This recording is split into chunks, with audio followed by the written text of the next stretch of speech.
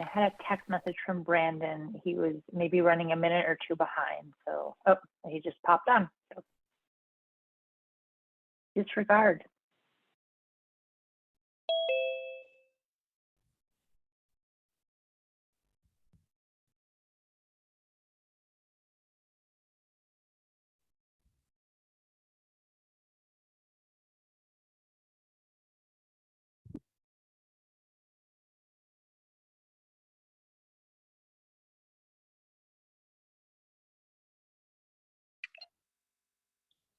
Hey, Jennifer, it's Jerry. I've got to jump off at 3:30 for 5 or 10 minutes to pick up my daughter. So anything comes up for me then, I'll address it when I jump back on.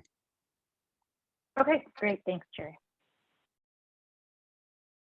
All right, with that, looks like we have accounting management. I'm here. We have all the District 1 board members. And then we have Brandon and Chris Carlton, which is a quorum of at least 1 or 2 districts. I'll get there at some point. Let's see here. So that's the quorum of District 2, not 3, quorum of District 4. Okay. So 1, 2, and 4 have a quorum. I think I saw Eric had declined the invite, so I don't think he's going to be able to make it today. And then Brandon, I think you had indicated that Bruce was not able to make it today. Is that correct? Yeah, I believe they're both unavailable. Okay. Got it. With that, Brandon and Josh, do we want to call to order the districts 1, 2, and 4 meetings? That sounds great. Yep, thanks. Great.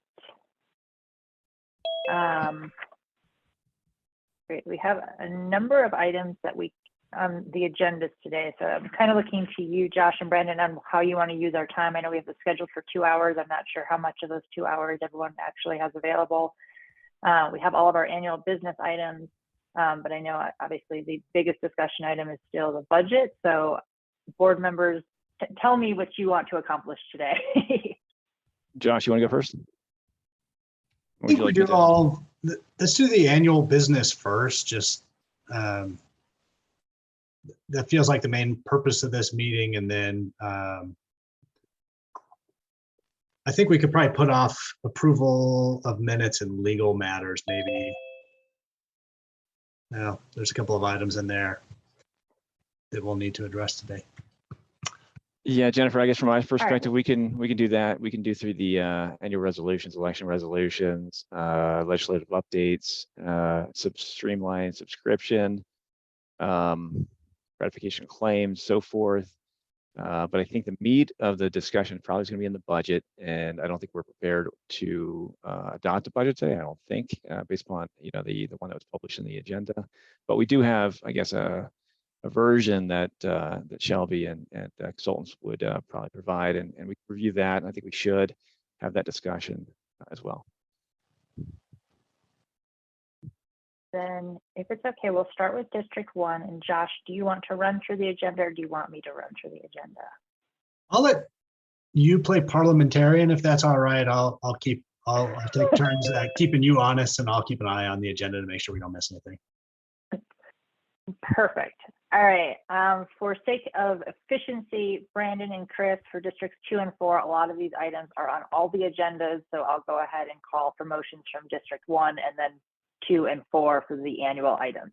Great. Yep. So sounds good. Thanks. Starting off, we have called to order Districts 1, 2, and 4, which have a quorum. 3 and 5 do not, so we can't call those to order. Item 2, we did file conflicts of interest at least 72 hours before the meeting. So unless any of the directors have anything to add, we're all set on that item.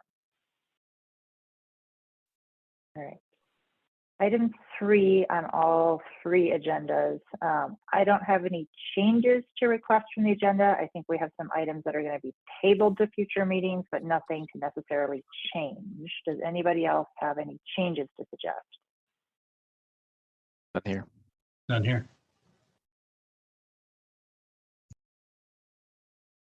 Okay. Item 4, public comment for matters not on the agenda. We do have several members of the public on. If you have any public comment for matters not on today's agendas, please raise your hands or come off mute, and I will call on folks one by one.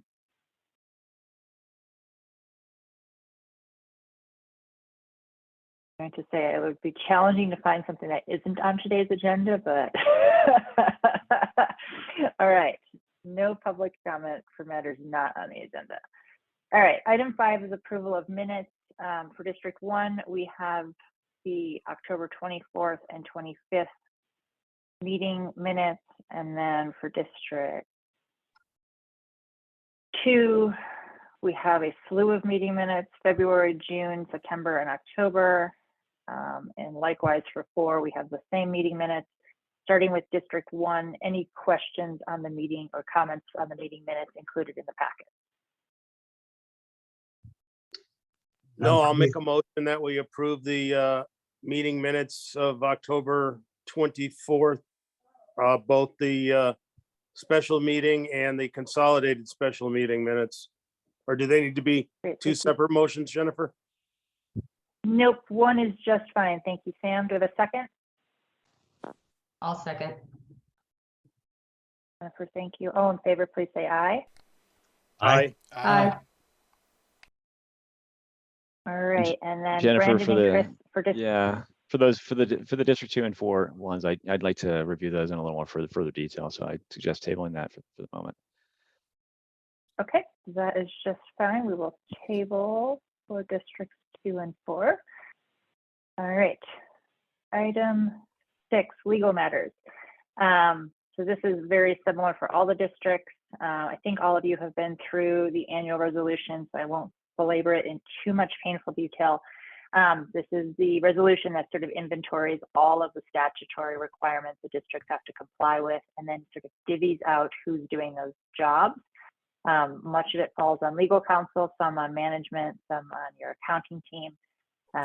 So just to flip through the one here for District 1, directs the filing of a map anytime the district updates their boundaries, make sure that we send out the transparency notice, make sure your budgets get to you on time, that we have any contract filings that are required from the division get to them, that audit exemptions or audits as applicable are filed. It sets your newspaper of general circulation as well for meeting notices. Paragraph 10 here directs us to establish the official website for the district. It's also setting forth that this website is going to serve as a posting place for notices of meetings once it's up and running. The law does require that you have a backup location for physical posting in case a website goes down. We've suggested to maintain that as tract H, which is the tract that's currently in the district boundaries for all the districts. So it's sort of easy for Jerry and his team to post there. They have also historically posted at the clubhouse, which is a much more convenient location. It's just not located in all the district boundaries.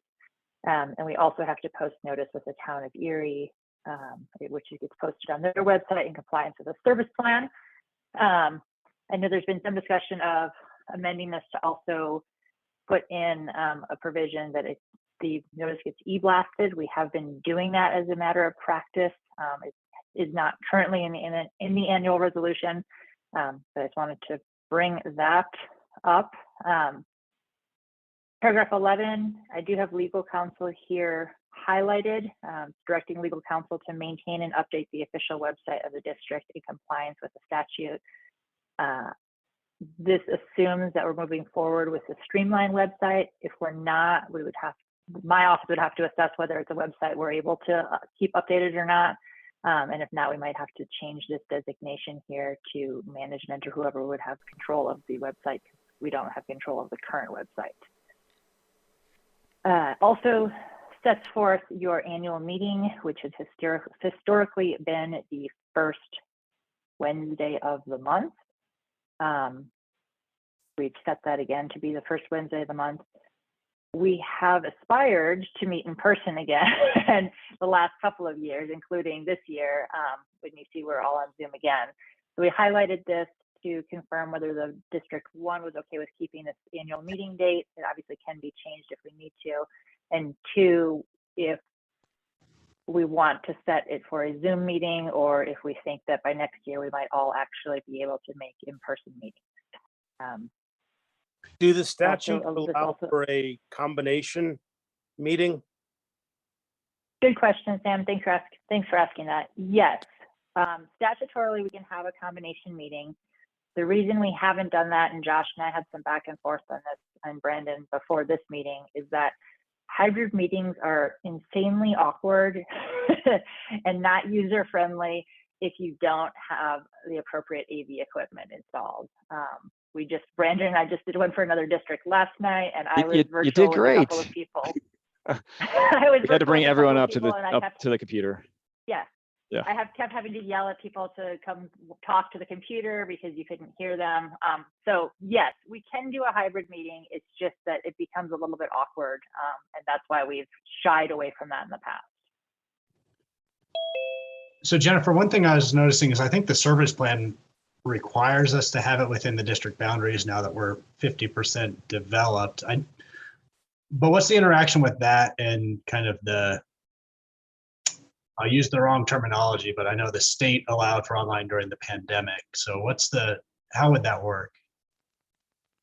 Yeah, that is interesting, Josh, you mentioned that, because I did notice the service plan provision just recently. I thought, I think we've reached the 50% threshold now. The state statute changed after the service plan. So now state statute allows us after COVID to have any virtual meetings that we want to.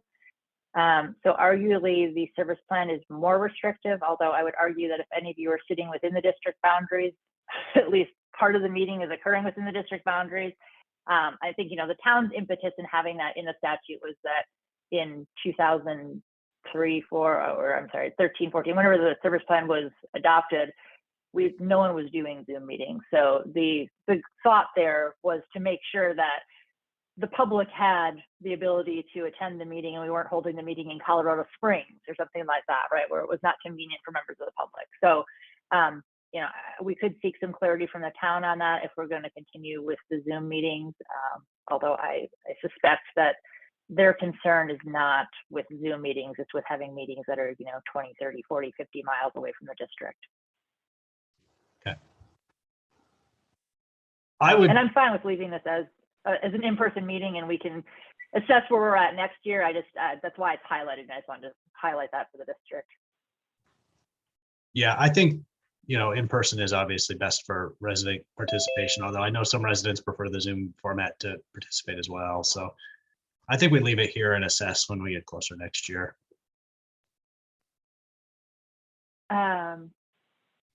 Also elect your officers. We do that on an annual basis. Just to affirm your officers, we've currently slated in for all the districts, whoever you have as your current slate of officers. We've highlighted it because we don't want to presume that you all want to stay that way. But if you did want to make any changes, now would be the time to make changes to the officers for any of the districts. And authorizes the use of electronic records and signatures. So all of the things we've been signing via DocuSign and those type of things. Recognizes that the district doesn't have an official email system. Authorizes the binding of insurance to the SDA pool. And also sets forth your election official. Districts 1 and 2, we have this set as Sue Blair of Community Resource Services of Colorado, LLC. The same firm that we contracted with last year to do your elections. They are well suited to do contested elections. They're staffed up for that. They have the equipment. It's also nice to have, in my opinion, a third party that's doing it rather than doing it out of my office, especially when there's a contested election. That way, if there's legal questions, that third party can come to my office and ask us legal questions on behalf of the district. So it's just, I like running elections that way when there's a possibility for contested elections. So with that is the annual resolution, very similar for all the districts except for District 4. the election official would be my office because there's no residents currently in that district. So we don't need to worry about sending out a lot of ballots and the administration of election there. So Jennifer, before Any we questions? approve this, should we have the discussion about streamline, since that there's kind of a circular loop here? Yeah, let's jump into Streamline. That is the web hosting platform, I guess is what you technically call it. I'm not very computer savvy when it comes to things like that. That the Special District Association recommended to us, and we discussed briefly at last week's meeting. They're very user-friendly. I sent around some examples of other district websites, which were very basic. I know, Jennifer, you had looked at it and sent some comments. So happy to open that up for discussion. I'll just say, I looked through some of the other district websites. They all seem easy to navigate and use. I kind of prefer that format. The one concern I raised was just, I want to make sure that we have one place to go to, or at least one landing page. Jennifer, you raised some great points of like, if documents are going to be other places, we should be linking there. And I totally agree. Like, I don't want to recreate anything. But to me, I would prefer not to have a neighbor website, a Streamline website, and maybe something else. I'd like it to be one place. So that was, that's why I wanted to highlight it to the board, is just to make sure they understand that if we go Streamline, I would hope the direction is one consolidated website. And I would agree with Josh Yeah, on that thanks, piece. Josh. What I would actually probably recommend is kind of how we've had the budget subcommittee, a subcommittee that's also set up to understand the requirements of the website. So both from the legal, but also from HOA management, as far as the fee assessment, things along those lines, population management, things along those, and ensure, kind of like Josh was saying, can Streamline meet the needs of everything as a one-stop shop, or do we need to look at a different solution for the needs of the community on that piece? And what does the administration of that look like? Is it your team, Jennifer, or is it going to be MSI? Is it going to be held internally on that piece? I know we're at a kind of a crunch time to get up and going with something to meet the legal requirements, but I want to make this is the third year, I think, that we've changing websites, or where we're keeping data and district information. So it'd be nice to kind of be done with it and have one complete tool. Yeah, and those are good points. So the thinking from the management team here is, and legal, like your consultant team, is that we would get the Streamline sites up and running. Obviously, our first and foremost is to get you in legal compliance. So my team would make sure that all of those legal documents that are required, which were thinking your legislative member from last year's, like bullet points of what they have to be. We would get all of those things up on the website. And then we would be migrating over the functionality and information that's currently on the MSI controlled websites. And hopefully we get all that done and go live by January 1, so that there's no, transition period where we have two websites. But I know all this time of year, we're all really, really busy. So I can't guarantee that's going to happen. Once we get it up and running, we would make sure that, the MSI site directed back to this site for some period of time before being completely discontinued. And it would be my goal, and, obviously the board is up to the board, but my goal would be just to have that one site, and then the district can decide what additional information they want posted on those websites that aren't statutorily required. We would also have links, as Josh was alluding to there's already places where a lot of district documents are posted, like on the DOLA website. It's not necessarily that user-friendly to find them,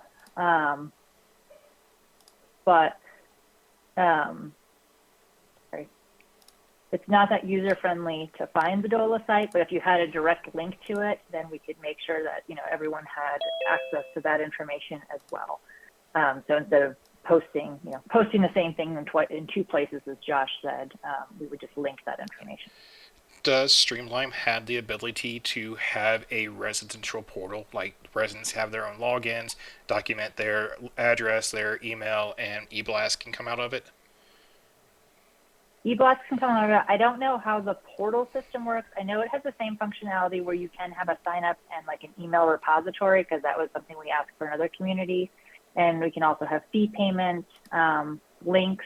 So it has all the same functionality, as I understand it, that your current websites have.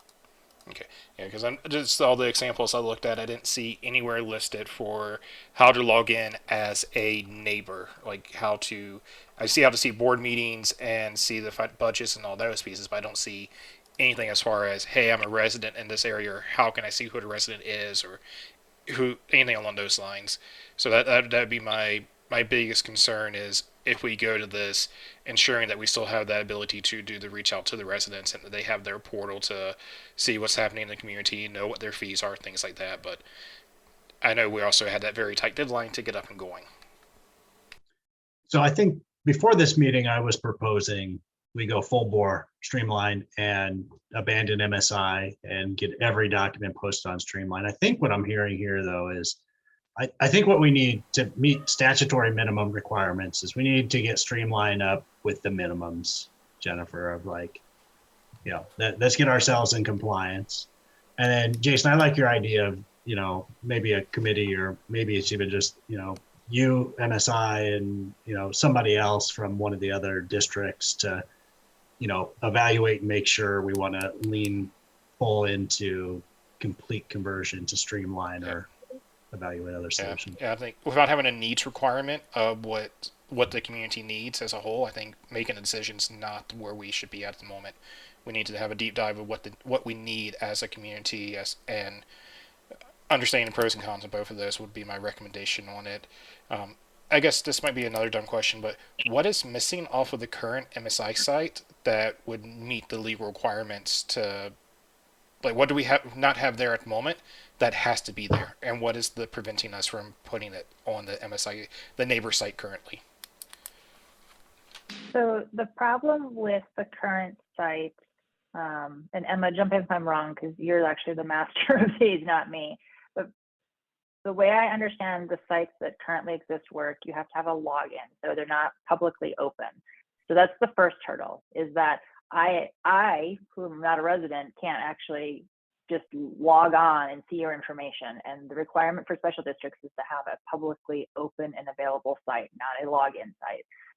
I understood, and I worked on this a little bit, that they could change that, but we'd also heard a lot of complaints about those sites being not very user friendly.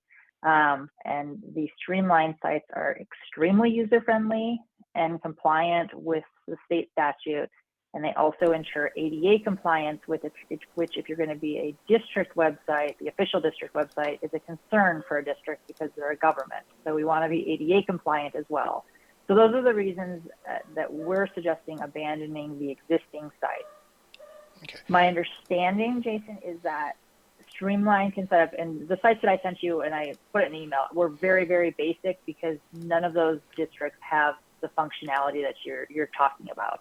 So I don't have an example of one that has all that functionality set up yet, because we just don't have one.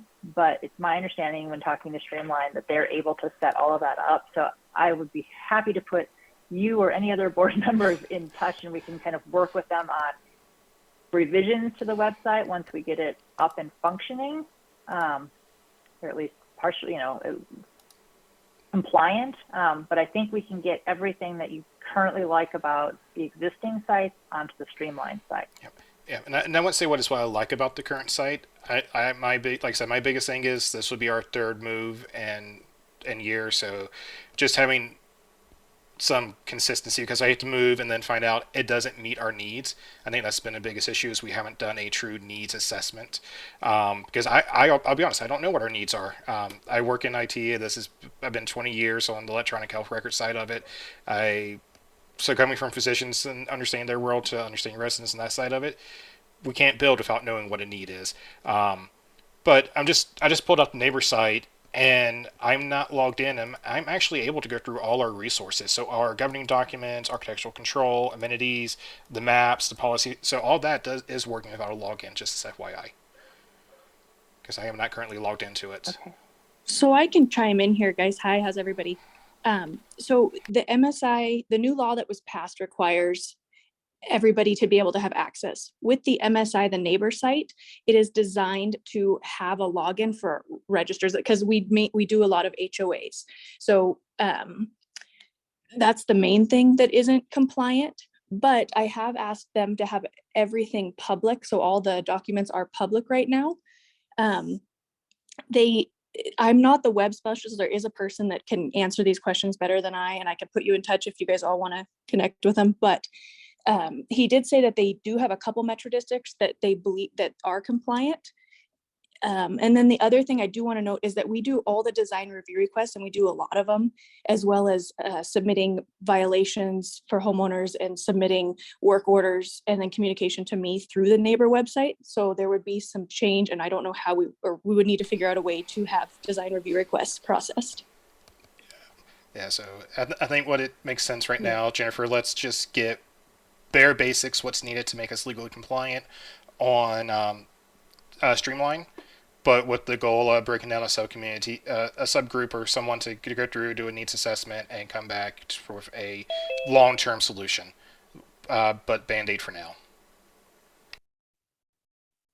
Okay, and yeah, and Emma, to your point, I think all of that is available, and the way that the Streamline sites work, we can have multiple people that are able to update and utilize them. So as I understand it, so my office would be able to just access and upload minutes and all that type of meeting notices and things like that. So we'd be cutting out the emailing you or Jerry or whoever from the team to like post those things and publish those things. We would be able to do those legal compliant items directly. And then there would be an ability to sort of to do the design review requests. And so that would go to you specifically or to whoever needed to receive that. So I think all of that functionality is available. I just don't have an example of that in operation because we don't have any districts using that yet. Awesome. If that does that, that's great. I don't know if public can speak here. My name's Jane Hiller, and I too was in IT for 20 years. Yeah, we need to see what the requirements are, right? What are we trying to fulfill here? And I too, the MSI neighbor site looks great to me. It's got my address in there. I don't want that to be public. So you'd have to somehow also have a login ability for more private information and requests, like you said. But I agree with Jason, who said, form a subcommittee. If you need volunteers, I volunteer to write down what we're looking for and then see what product meets those needed requirements. Thank you.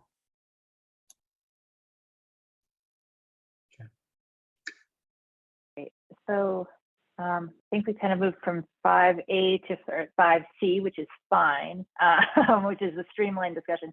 So if I'm understanding correctly, it sounds like the boards are fine with moving forward with Streamline, getting those up and legally compliant as the district's official website, not decommissioning the existing neighborhood website at this point, but investigating how we could possibly migrate all of that information over to one website potentially for next year, but just we're not going to make any changes to that right now. Is that what I'm hearing?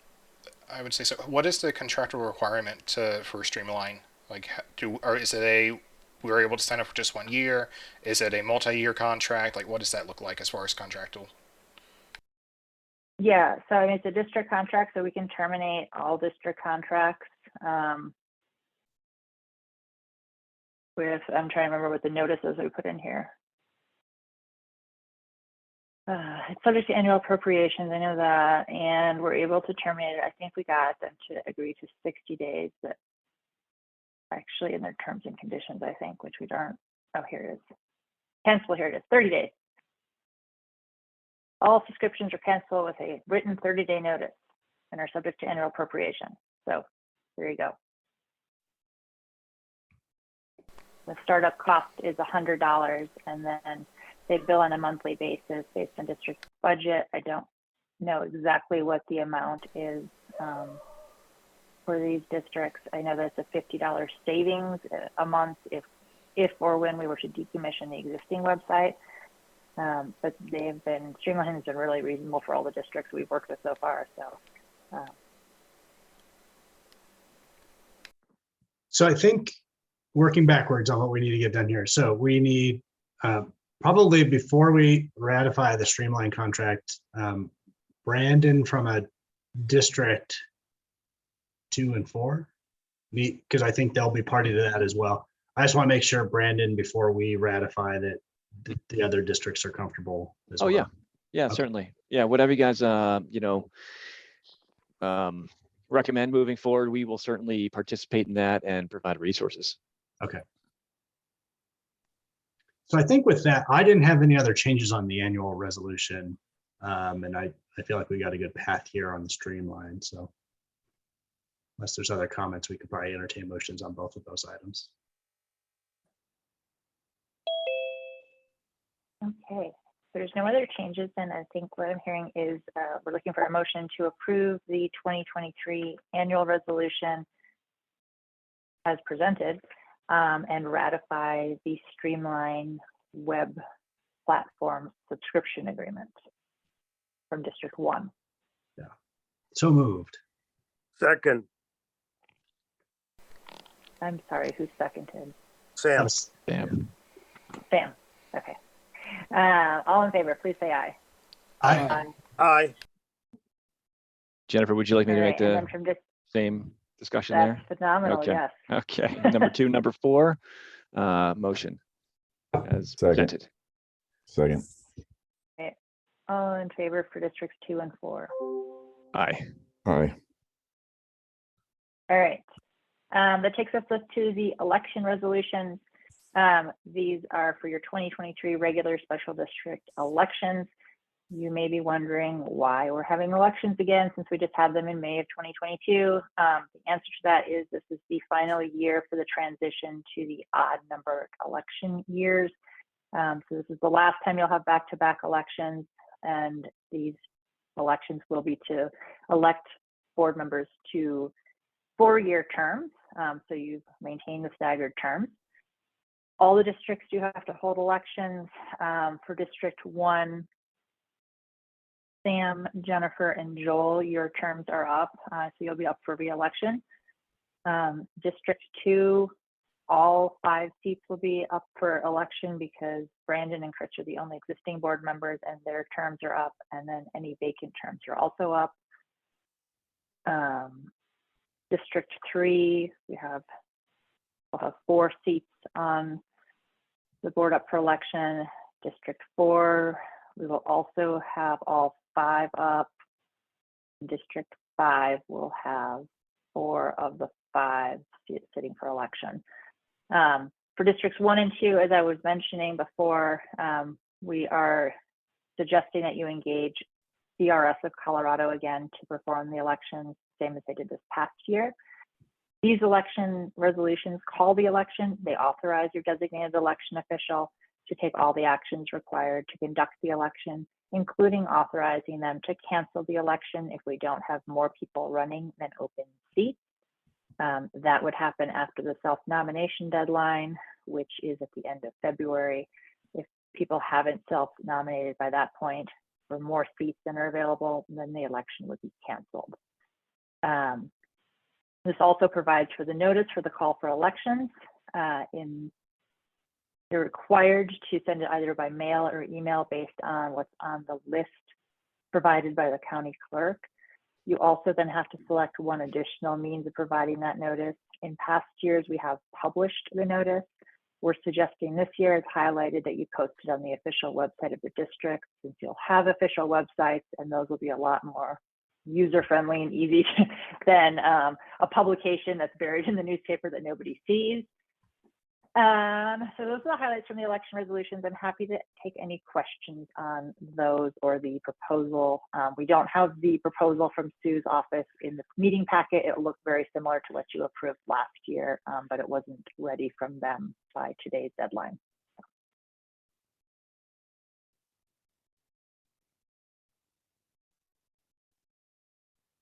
There are no questions. I would be looking for a motion from District 1 to approve the election resolution. I move that we approve the election resolution. And a second. I'll second. And all in favor, please say aye. Aye. Aye. Great. And then districts 2 and 4? Yes, I'll make a motion to approve the election resolution. Second. All in favor, please say aye. Aye. Aye. One quick question, Jennifer. Did we ever hear back from Oakwood about District 4 and the vacancies on there? I don't see any response from the email you sent 8 days ago for myself on that piece, or for the second member getting for Board 4 from District 2. Or has there been any additional work heavily on that piece of it? I was going to cover that on District 4's agenda. It's on the agenda. But, Okay. Oh, no problem. No problem. Yeah, no, I think we're Jason, we're tabling that for the moment until we, talk to these budget discussions.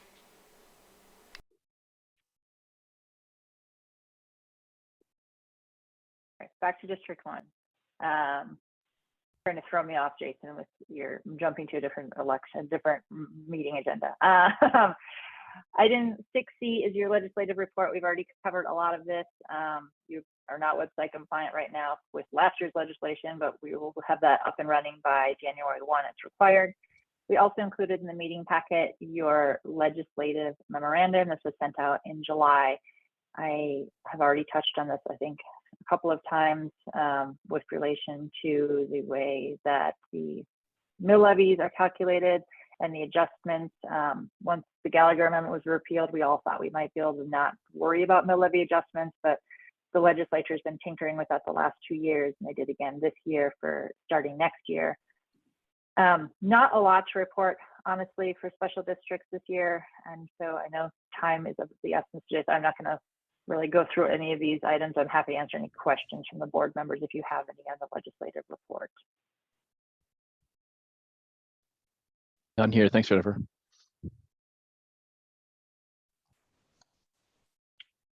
That takes us up to financial items for District 1. Do we want to go through the budget amendment? I don't know how we want to handle the budgets. I know the 2023 budgets we're probably not going to approve any of them for the districts until we approve all of them. I'm guessing. I'm putting my head into the board members' heads, but I think we have some other items we can go through. So Doug, if you want to jump in on the cash position sheet that we included for District 1. Sure, I can do that. So we did include this current schedule of cash position as well as the property tax reconciliation for the district. So this really shows all cash activity since the end of July.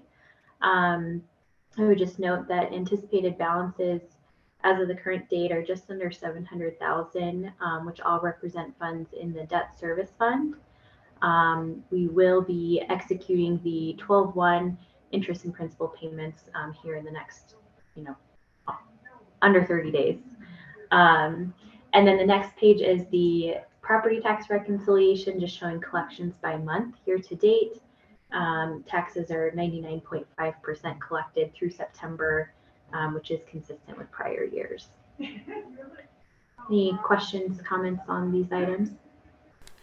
Did we ever get a listing of what the commercial items in District 1 and District 2 were? So, Jason, we did get some information. We only got it for the current year. We weren't able to kind of figure out prior years, which might have been part of your question because it decreased to the current collection year, or to 2023 budget year. But the county reported that, most of it is personal property that's generally self-reported by the owner. So District 1, it's primarily a fiber optic cable, and then a small portion from ADT. And then District 2, main portion of that is a copier being reported by Wells Fargo, as well as some property from ADT. So that's kind of what's in there for 2023. Like I said, we weren't able to get information on what was there for prior years, so we can keep trying to get that information if needed. Yeah, with such a large drop, it'd be really interesting to know what those changes were every year to year. Okay, let's Alyssa and I will keep trying to get that information. I did see, Dennis, you had your hand up, a question on item 7A. Yeah, Shell, on the previous slide that you had, there was a line item. I was just trying to get a little definition. So there's a line item that says transfer to UMB. I don't know what UMB is. Yeah, so Dennis, UMB is the trustee for the district. The official name, which I don't think they really go by, is United Missouri Bank. That's the acronym for UMB. But they are the trustee, so all funds for the 2020 bonds are to be held with the trustee. So each month as property taxes are collected, we then send those over to UMB. They hold those in the bond fund and or reserve funds. So from a District 1 perspective, Shell, should I be seeing transfer from District 1 to District 4, from District 4 to UMB, or are there just two transfer twos? One to District 2, totally separate, is UMB. Yeah, two separate components, Dennis. So the one, District 1 transfers to District 1's UMB account, and then District 1 also transfers to District 4's, checking or savings account. I really appreciate the education, and thank you for being patient with me. All right, happy to take any other questions. Otherwise, we would be looking for a motion to accept the scheduled cash position. I'll motion to accept the cash position. I'll second it. So second. All in favor, please say aye. Aye. Aye. Okay. And then I think we're safe to go to the budget amendment. Okay. Which is blank, Shelby. So I'm sorry. What page can I go to be helpful here? Yep, that's okay. Go to page 61, please. So the district, we do anticipate that we would need to amend the general fund budget for district number 1. The budgeted expenditures were $344,163. In the fourth column over in the estimated column, you can see that we're estimating $346,415. This is primarily due to the specific ownership taxes trending over budget. So, those are included with the net property tax collections that get transferred to District 4. So just a little bit higher than what we had budgeted. And for 2023, we are putting in a contingency to kind of prevent this issue in the future. Any questions on that?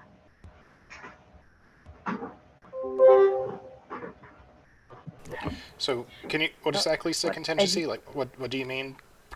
So is it to only send what's budgeted or to send what the actuals are? Like, can you go in detail exactly? Show me. I'm sorry. I apologize. Yeah, no worries. I probably confused matters there. So, Jason, we budgeted pretty exact numbers for 2022 and did not include, kind of a contingency or additional buffer in the case that specific ownership taxes or interest income came in higher than budgeted. Traditionally speaking, though, we still send all net tax collections, including the specific ownership tax or any interest that comes in to district number 4. So specific ownership taxes is the primary driver for 2022. We're estimating about $18,500 compared to the budget of $16,300. So that additional amount that came in would be sent to district number 4. So that's kind of why we're in a position to amend the 22 budget. And then 2023, our recommendation and what we've proposed is to put in a contingency and an other revenue line item to, kind of help cover some of this overage if it happens again. So again, we're budgeting, $19,849 in specific ownership taxes in 23. If that comes in at $20,000, then through that contingency, the expenditures are still covered and we wouldn't need to amend next year.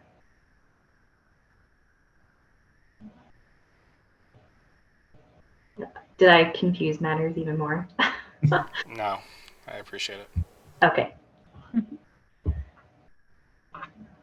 So Shelby, you're looking for, oh, go ahead, Jennifer.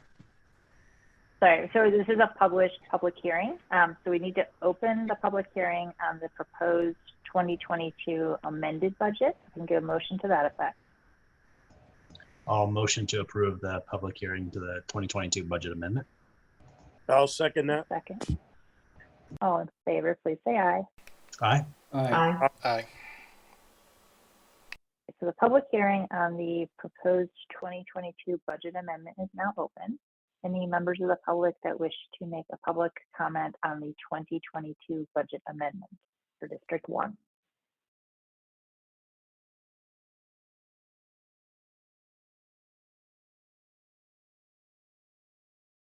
Kenneth,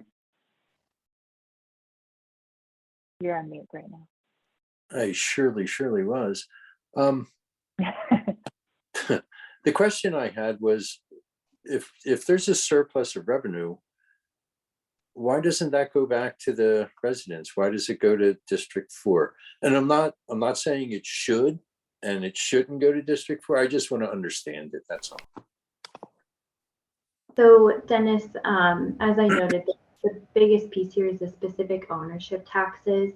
So those are, it's a pro rata share that goes to any district within the county that certifies a mill levy. And it's primarily from the motor vehicle registrations and those fees that are paid to the county. And so each year when we prepare the district's budget, we estimate those SOT taxes based on kind of historical trends. So I believe we typically estimate that at about 6%, but that could be, a little bit lower or higher each year, depending on, the activity within the county. And so that piece is not necessarily, those aren't the same as like the actual tax collections that come to the district from that mill levy, but again, just an allocation from the county. So,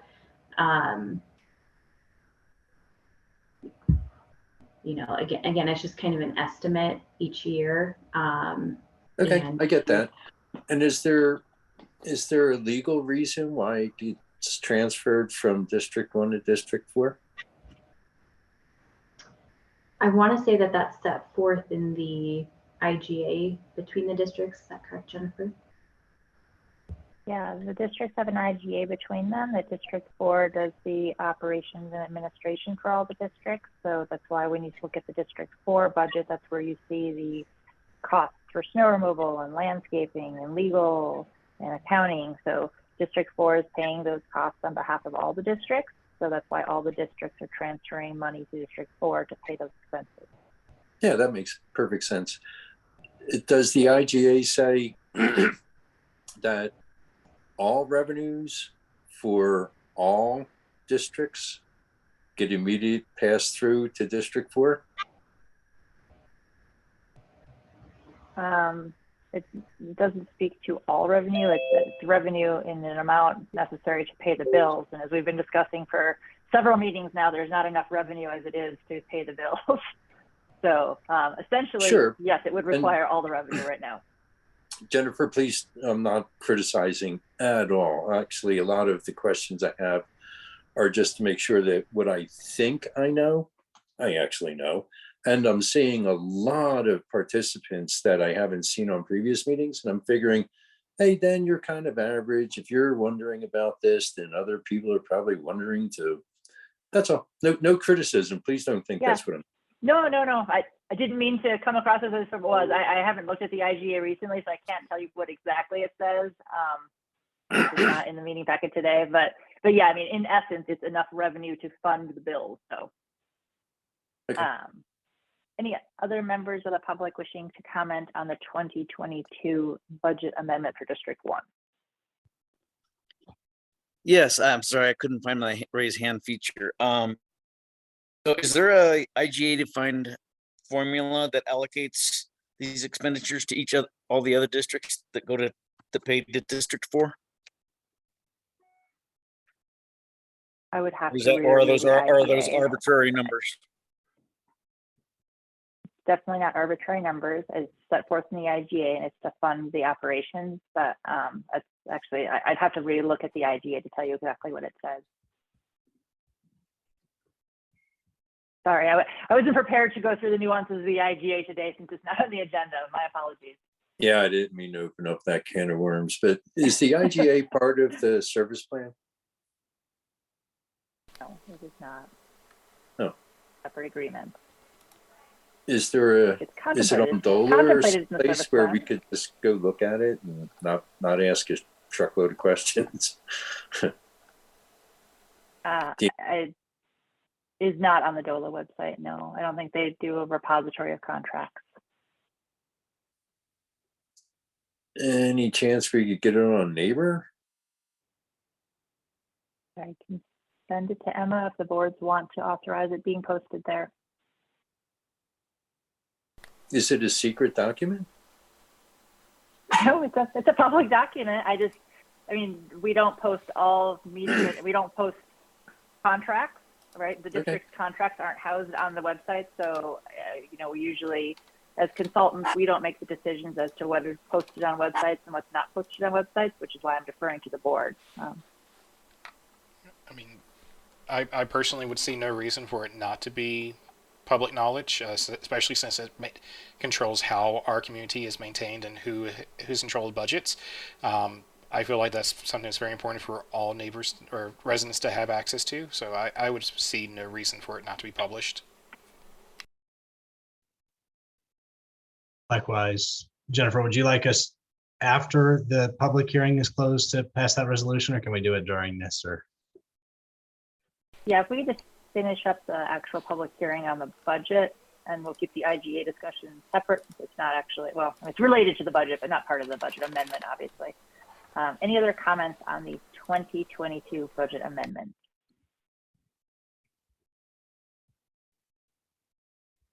All right, I don't see any more hands. I don't see anyone else coming off of mute. So if I could get a motion to close the public hearing on the 2022 budget amendment.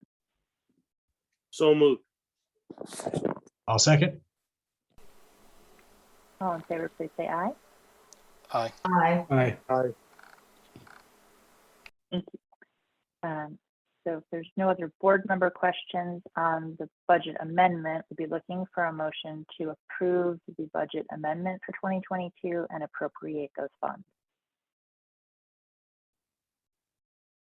So moved. I'll second. Second, all in favor, please say aye. Aye. Aye. Aye. All right, and to finish up the slight tangent on the IGA, we'll put this as part of the website discussion. If I could get a motion, just directing your consulting team to put the master IGA onto the website. So moved. Thank you. I'll Jason. second. In a second. All in favor, please say aye. Aye. Aye. Aye. All right. All right, great. We did also publish notice for the public hearing on the budget. So in order to not have to duplicate that effort, I'm going to suggest that we go through the budget.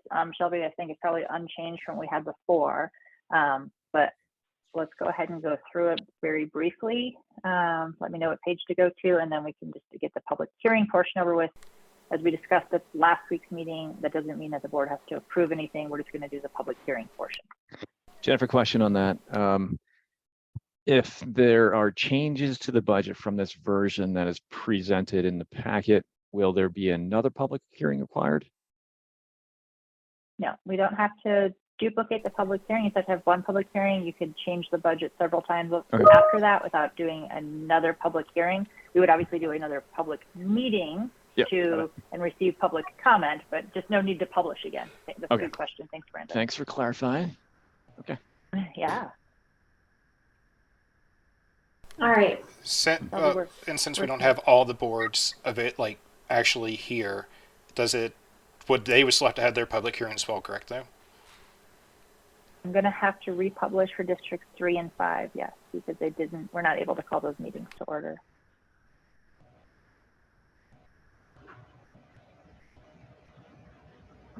Okay. As Jennifer noted, this budget is unchanged from what we reviewed. I think it was just last week. But Jennifer, if you could go to page 60. So this is the property tax summary page.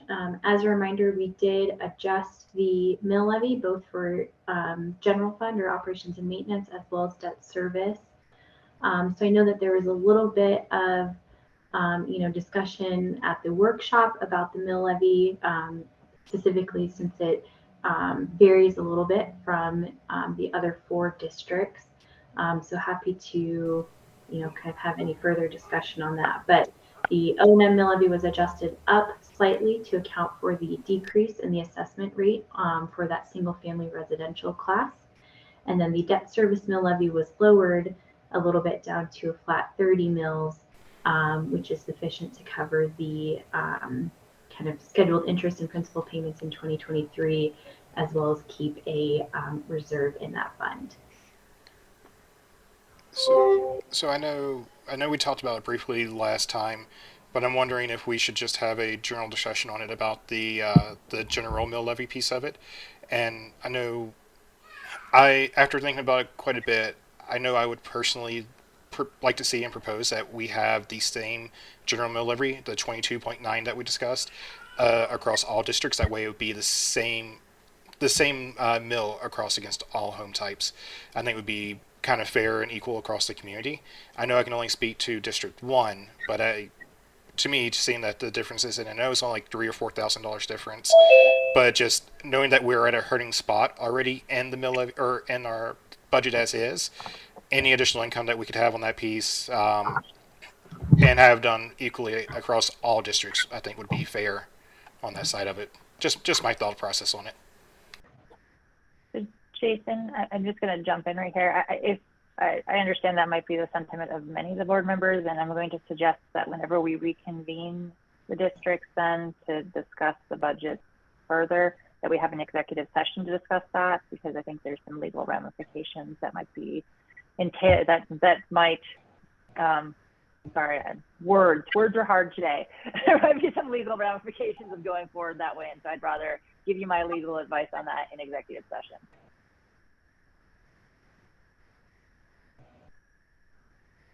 Board prefer to receive an open session, I'm happy to provide it that way, but that's my suggestion. No, that makes sense to me, Jennifer. At least I'll let anyone else speak for themselves. I know we exchanged some emails about this. I think maybe executive session would be an appropriate place for this.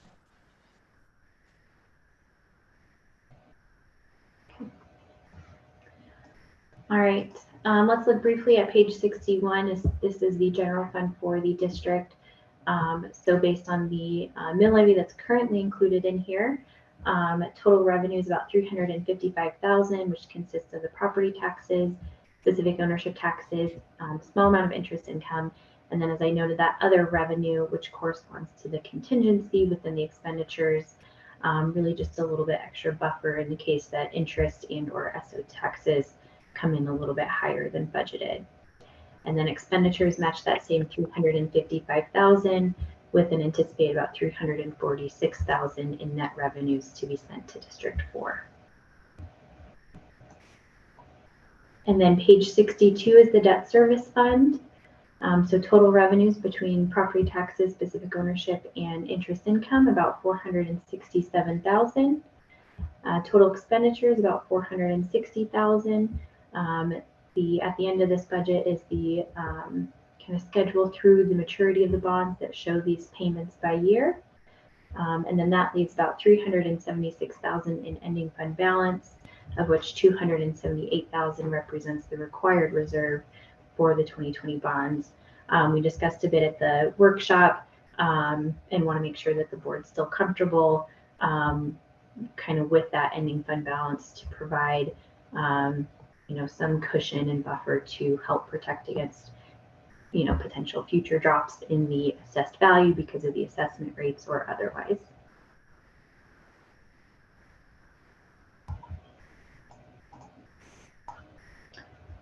Any other questions, comments, or I guess, Jennifer, do we need to do the public hearing? No? Yeah, if I could get a motion to open the public hearing on the proposed 2023 budget for District Number 1.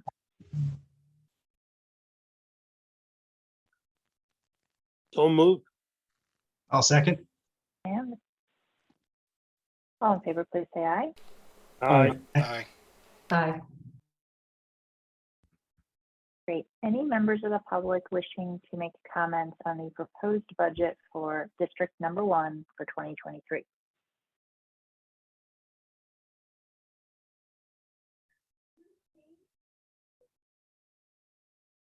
Can I ask a question No if that's hands. okay? Of course. I don't even know what district I'm in. And an additional $650 fee, if you will, being assessed on everybody. Is that part of this budget? Or is that something completely different? Or what is that rumor? That is a great question.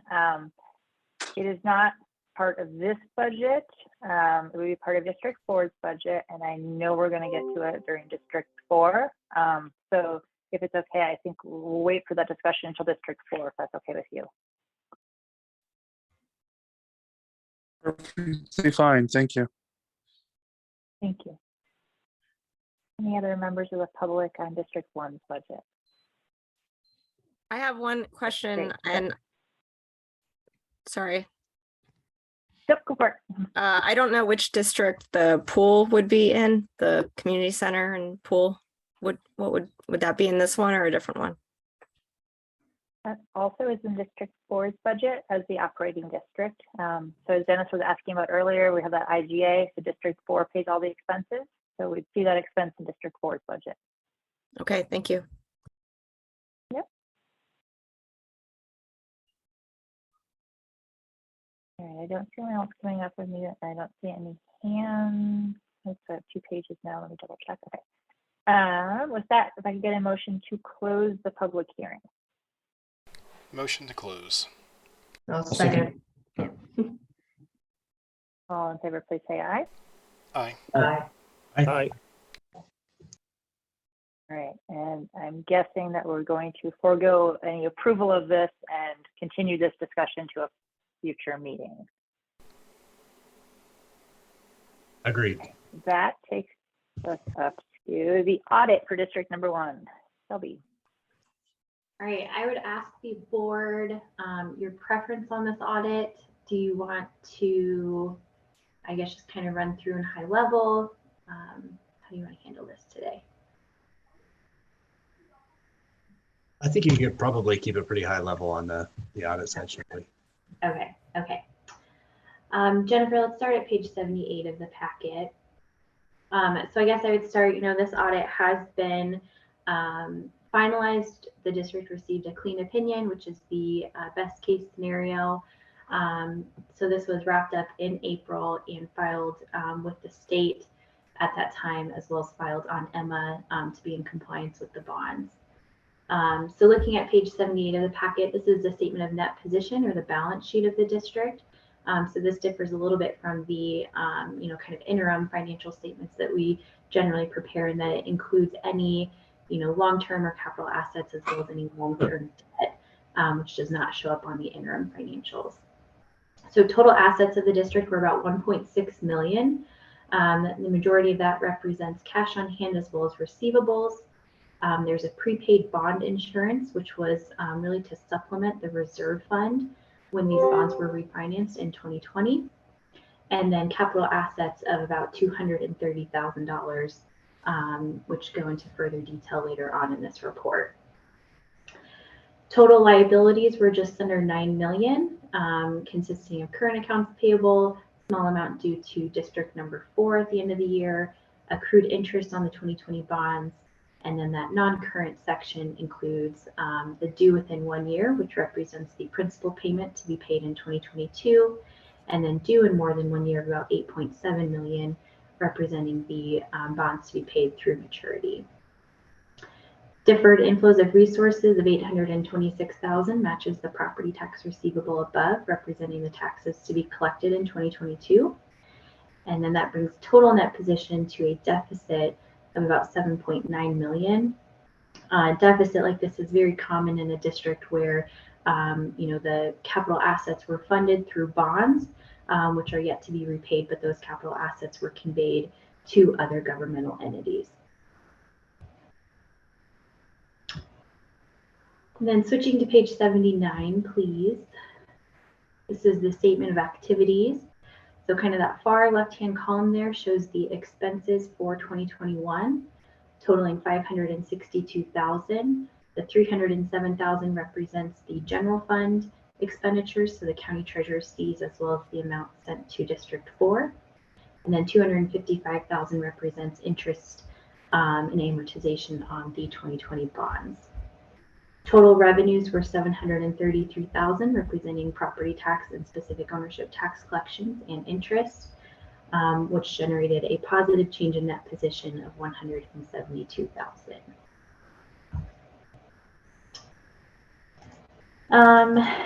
For the footnotes, there were really no substantial changes to these notes from prior years. Very standard in nature. Page 891 of the packet has the table of capital assets. So for the district, assets are primarily represented by landscape improvements or parks and recreation assets. And then page 92 includes the table of the long-term debt. Here we can see the balance remaining on the 2020 bonds to be repaid in future years. That's kind of all I would point out, but I'm happy to go into any further detail or answer any questions on this.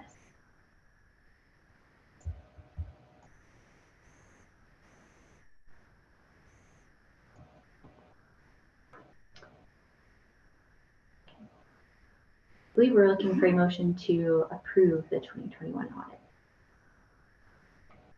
A motion to approve the 2021 audit of District 1.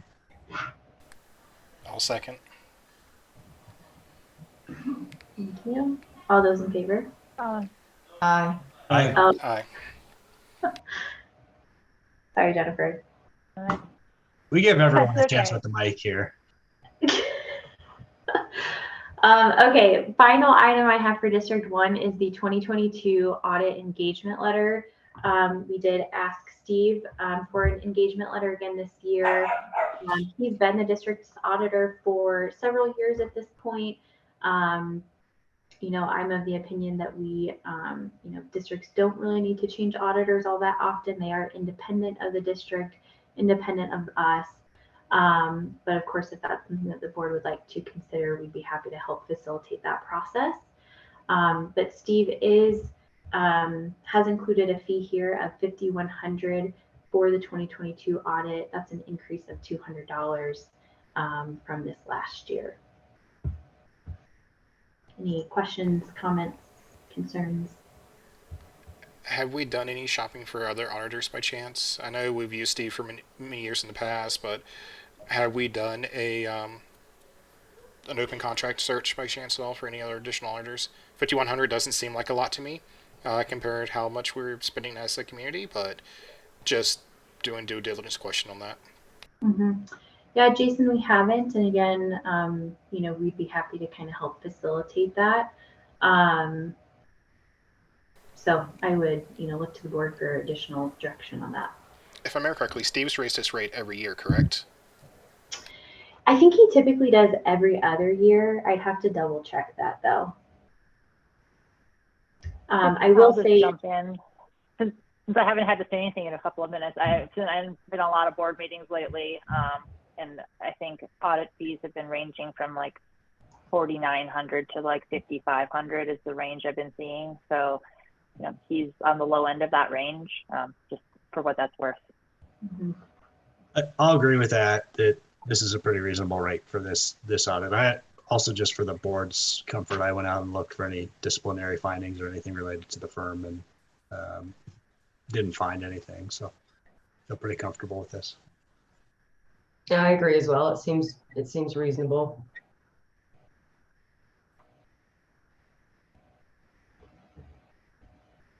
All right, so I'm guessing a motion to go with Steve again is what you need, Shelby?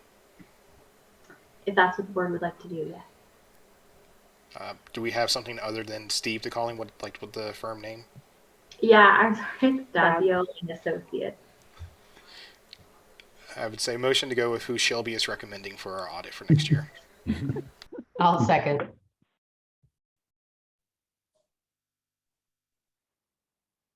All in favor, please say aye. Aye. Aye. All right, unless I'm wrong, I think we got through District 1's agenda. Let me just double check.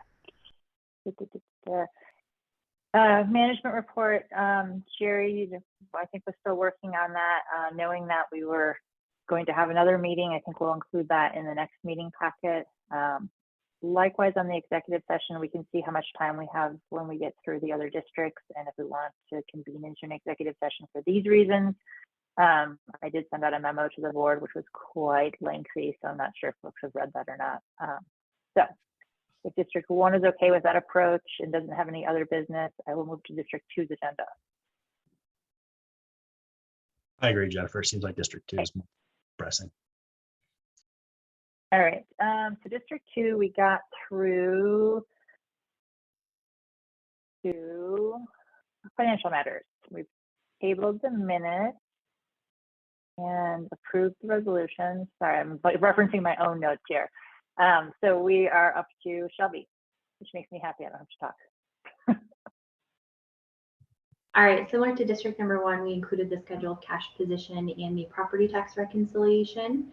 So for District 2, total cash on hand is anticipated at about $1,476,000, all restricted for the within the debt service fund for the district's bonds. And again, I would note here that there are funds on hand sufficient to make the interest and principal payments coming up on December 1st. And then page 54 of the packet is a property tax reconciliation, and taxes are 100% collected in this district. Happy to take any questions. Otherwise, we'd be looking for a motion to accept. No question, Shelby. I'll make a motion to accept. Second. All those in favor? Aye. Aye. All right, next item, 2022 budget amendment. So here, similar to District 1 as well. Jennifer, sorry, if you go to page 73. I was guessing wrong. So for District number 2, again, specific ownership taxes are trending a bit higher than budget, which would then make that transfer to District 4 a little bit higher than what we had budgeted as well. Similar story, we're adding in kind of a contingency with an offsetting other revenue to help provide a little bit more of a buffer in the case that happens again next year, to prevent the need to amend the 2023 budget. But any questions on the 2022 amendment? No questions. Thorough explanation for D1, so thank you. Make a motion to open the public hearing. Second. Aye. Aye. Any public comment on the proposed budget amendment for District number 2?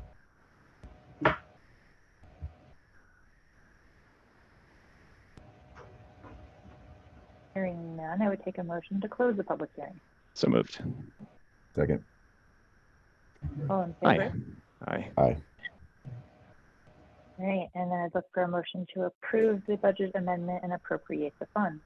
I'll make a motion to approve the budget amendment and appropriate the funds. Second. All in favor? Aye.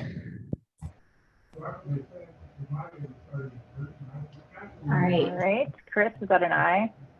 Yes. Aye. Yeah, I heard. Okay. Yep. Sorry, I did not hear him, so go for it. Shelby, sorry. Okay. So do we want to go through the 2023 budget? No worries. Yes. Yep. Okay. Got all excited and overzealous there. Trying to move too fast. All right, so this also has remained unchanged. So again, the mill levy, I believe, is still kind of up for discussion. For District number 2, what we have calculated at this point is a mill levy of 22.395 for the operations and maintenance fund and 55.989 for the debt service fund. Okay. Gotcha. In terms of the executive session, Jennifer, I mean, can you do the executive session across multiple boards? Yes. Okay, fantastic. All right, no further questions at this time.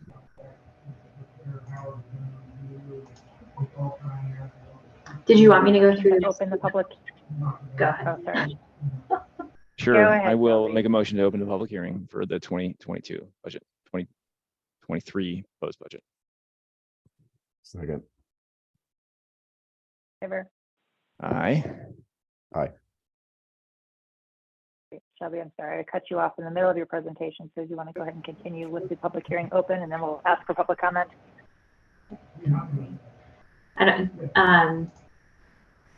I guess, do you want me to continue going through this budget? Or are we ready for public comment? You can go to the next page and then open up for public comment. Okay, all right. So general fund total revenues here based on the current proposed mill levy is about 206,000, including that other revenue contingency, would result in net revenues to transfer to district number 4 of about 199,000. And then looking at the debt service fund on page 74, total revenues here budgeted about 633,000. We did confirm the system development fee projection with the developer. So that stands at 105,000. And then total expenditure is about 660,000, primarily consisting of interest, principal, and paying agent fees. Would leave an ending fund balance of just under 1.2 million, which would be restricted for the reserve and surplus fund tied to the bonds. Happy to take any questions. Otherwise, I think we can open it up for public comment. Thanks, Shelby. No questions here. Any public comment on the proposed District 2 budget for 2023?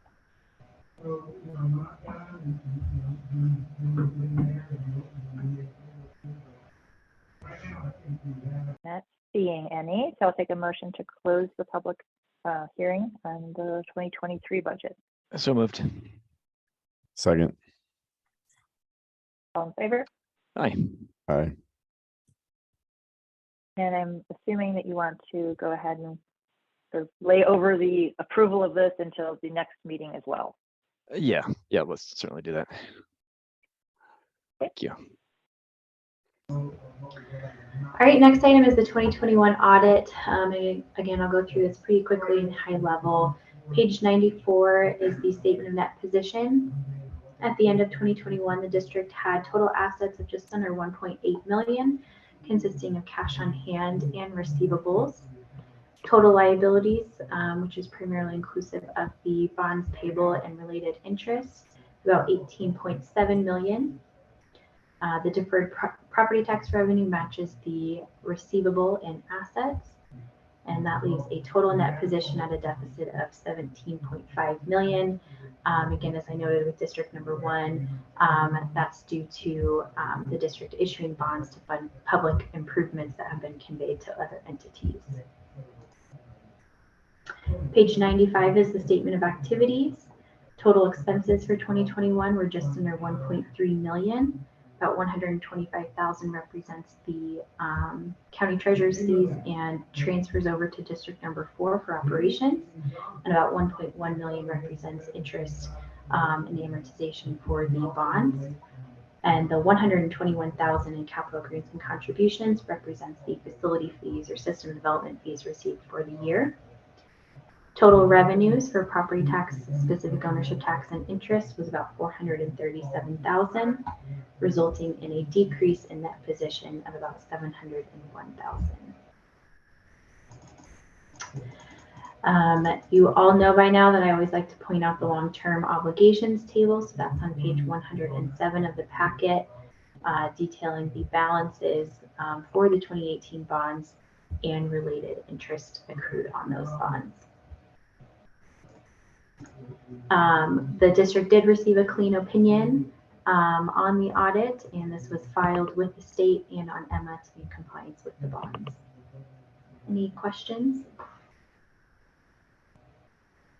Thanks, Shelby. No questions here. District received a clean opinion, so that's great. Thank you.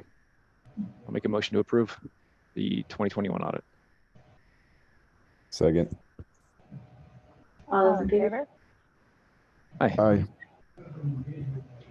All right, and then last item is the audit engagement letter with Dazio and Associates. Fee here proposed is also 5,100, same as District 1, Yep. which is an increase of 200 from prior year.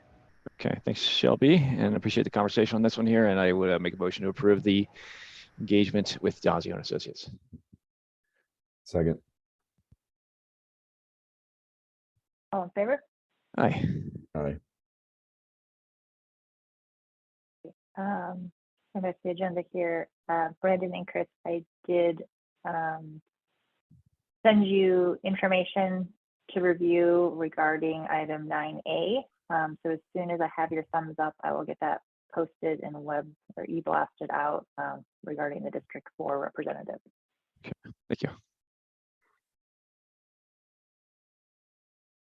With that, let's skip over 3, go back to 4.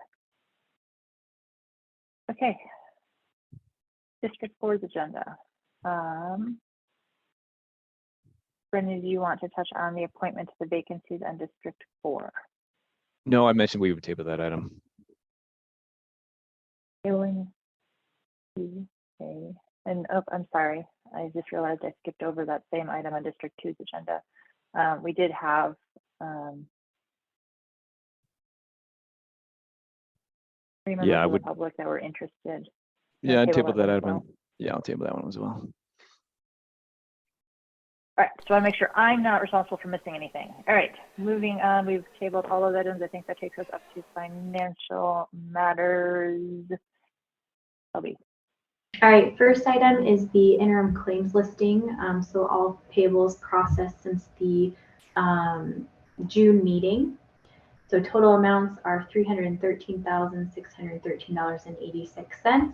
As a reminder, this goes through CLA's internal team, goes to Jerry's district manager, and then to Brandon for final approval before any amounts are paid. Happy to take any questions on this listing. No questions here. Thanks, Shelby. We ask for a motion to ratify the claims. So moved. Second. All in favor? Aye. Aye. All right, next item is the scheduled cash position. So here for all funds, total anticipated balance is about $58,000. You can see that breakout between general fund, carriage house fund, and the debt service fund. And then also shows kind of total developer advances received to date. That does not include interest accrued. And that does not include the 200,000 that's budgeted for 2022, correct? It does not yet. Gotcha. Okay, thanks. And then next page is just the property tax reconciliation for district number 4. Taxes are 99.99% completed or collected through September. You would ask for a motion to accept the scheduled cash position. Motion to accept scheduled cash position. Second. Okay. Aye. Aye. No. Thank you. Okay. All right, so in the interest of getting to it, do you want to just do the audit and the engagement really quick, and then we will use the bulk the rest of the time on the budget? Yeah, that works for me. Okay, so District 4's audit, again, received a clean opinion. This has been filed with the state. So looking at page 87 of the packet is the balance sheet or statement of net position for the district. Total assets were just under 3.7 million. Of that, about 3.5 million represents capital assets, with the remaining amounts consisting of cash on hand and receivables at the end of 2021. Total liabilities are 1.5 million, consisting of current accounts payable, amounts held for landscape escrow, and then the 1.468 represents outstanding developer advances and accrued interest. Total net position of the district is about 2.1 million. About 3.5 million represents the amount invested in capital assets, about 13,700 for the emergency reserves, 31,000 for debt service, and an unrestricted net position of a negative 1.45 million. Page 88 is the statement of activities. Total expenses for 2021 were about 898,000, primarily consisting of the administrative and operations expenditures or expenses. Total revenues here about 440,000, primarily consisting of the transfers from districts number 1, 2, 3, and 5. And then general revenues for District 4 were about 44,000, resulting in a decrease in net position of about 412,000.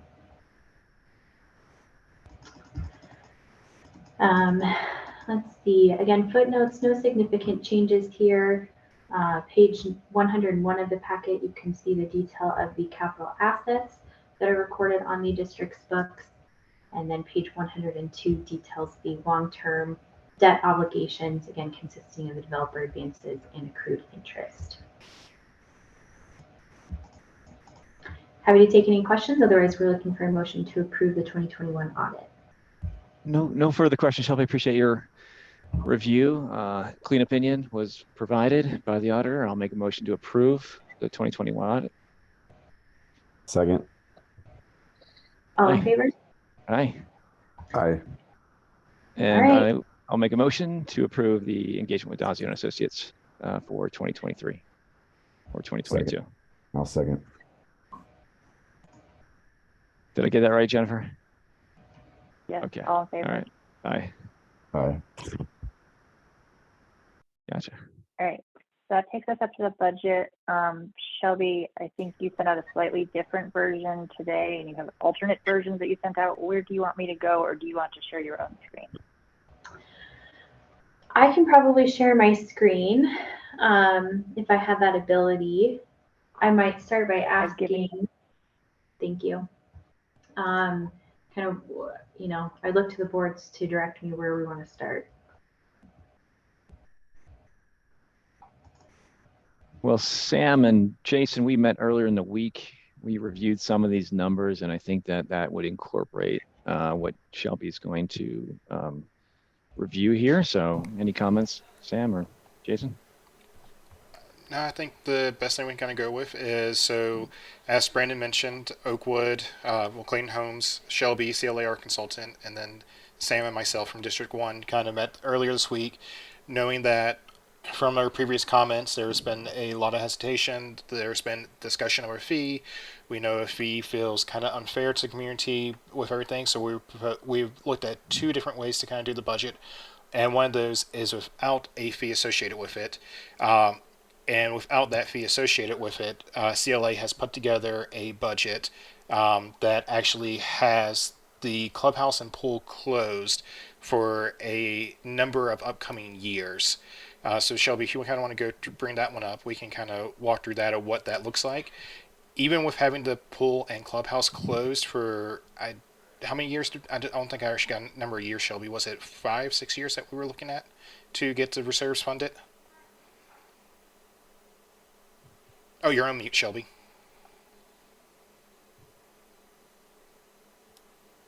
Thank you. I don't really have that answer. You know, we'd probably have to go through an exercise to update that projection again.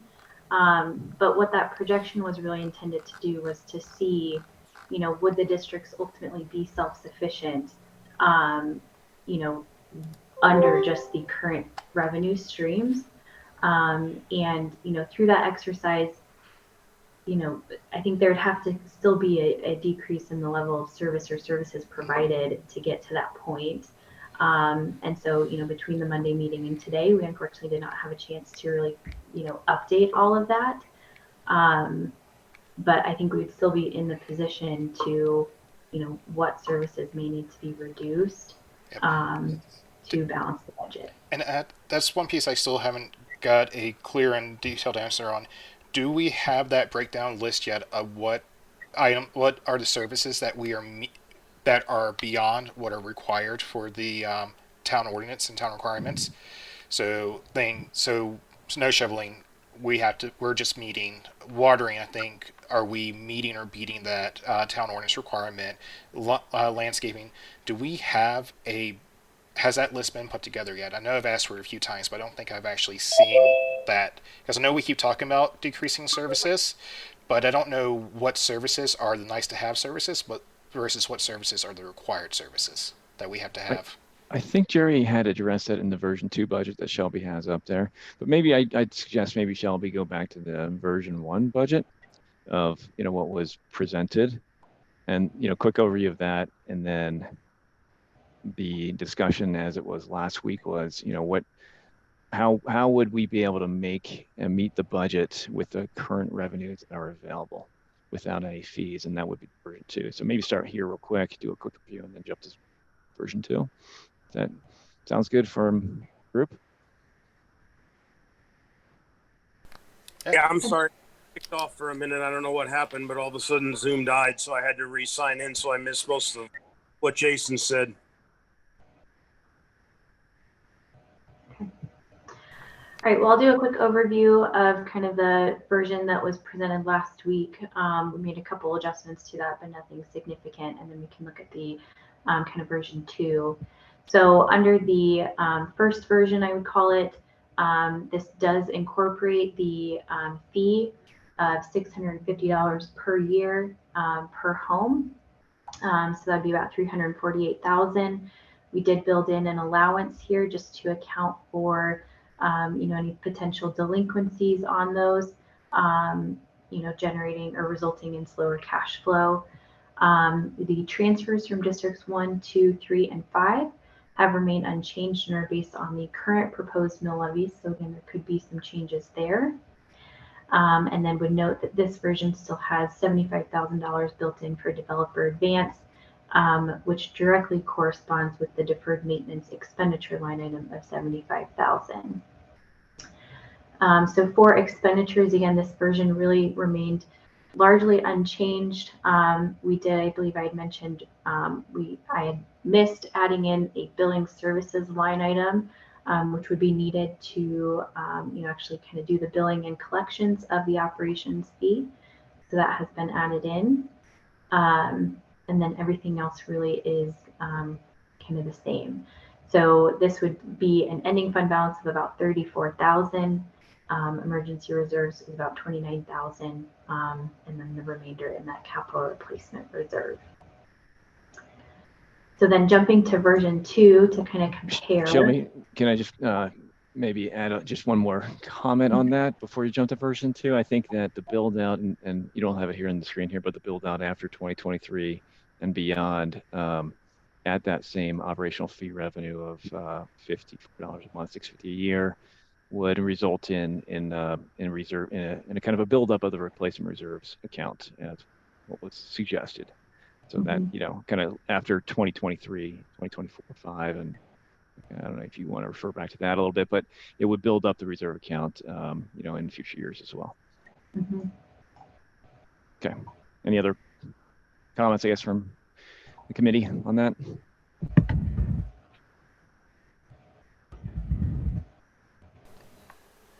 So one quick question I had: the accounting fee for taking in the fee, so the billing side of it, that should have already been budgeted for this current year, since we're District 2. The carriage houses are already getting billed, correct? Yeah, so Jason, that's in its own separate fund, which is this carriage house fund here. Okay. So this billing line item that we added in would be specific to the operations fee outside of the carriage house fee. All right, that makes more sense. Last comment. This was a kind of a third-party analysis, rate analysis that was performed by a group within CLA that had taken a look at this and provided, different alternatives, I guess, of funding revenues, for future years. And, for folks that, haven't been part of those previous discussions, which probably many of you have, there was the analysis did look at, what the mill levy could be or would be, to support those revenues as well, along, kind of doing a different look at it, whether or not it would be a fee.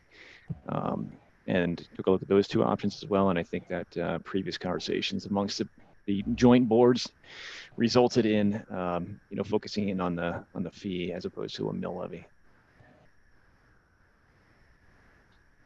Thanks for clarifying, Brian. Yeah, a lot of work has been done over the past, I don't know how many months, Shelby? 18. 18 months? 18 months, yeah. We've been reviewing these numbers. Thanks. Do we want to look at version 2?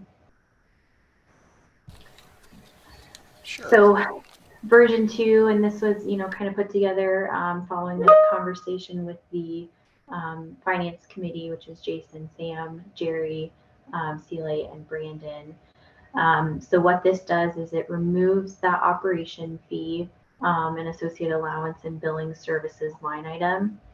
And as Jason mentioned, it also really clears out the expenditures for the clubhouse and pool, anticipating a kind of complete shutdown of those amenities in order to get this budget to balance.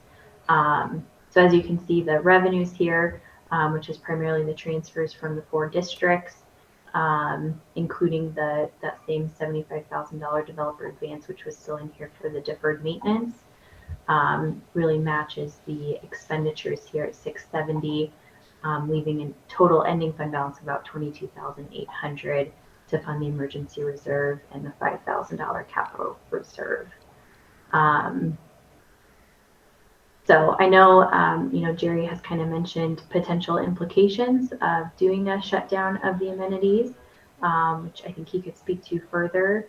And again, CLA, we would be happy to, kind of revise the projection if needed, to kind of see what it could look like, 5 years out, if a reserve fund could be funded. But as seen in this version, with where the current build out is and the current tax revenues, there's really no additional funds to go to a capital replacement reserve at this point. One quick question, Shelby, so I know those items are zeroed out right now, but even with the clubhouse and pool closed, there would still be cost associated with those items.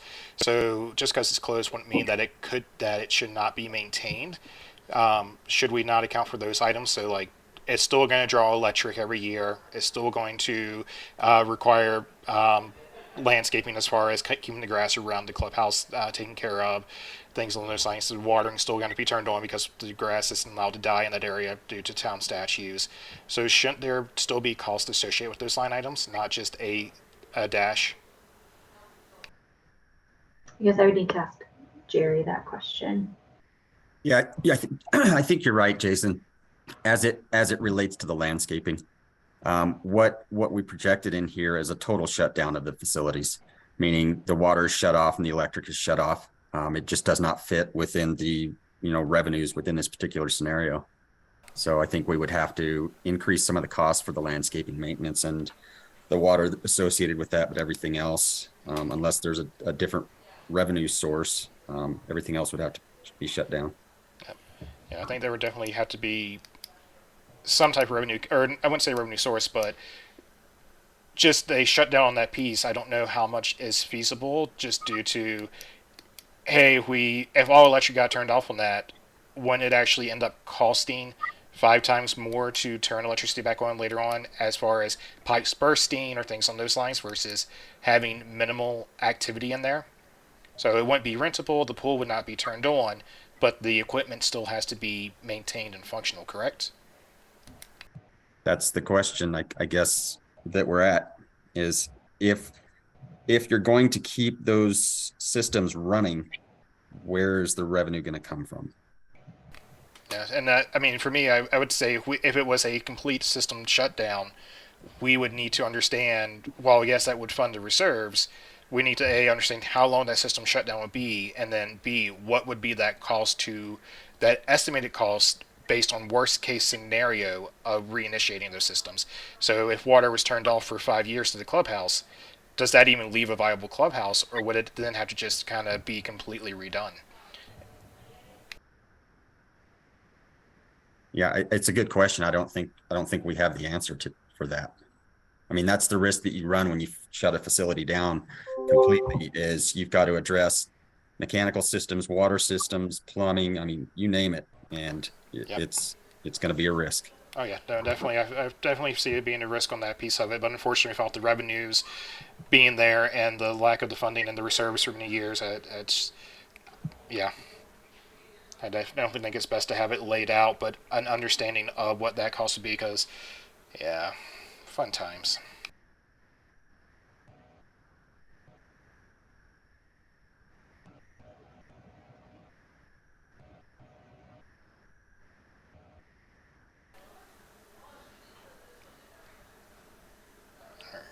So I don't have any other questions available to it. I know we have a couple residents with questions, but did we have any other board members that have questions about it, or do we want to turn it over to some of the residents? Or Josh, I see you have your hands up, my friend.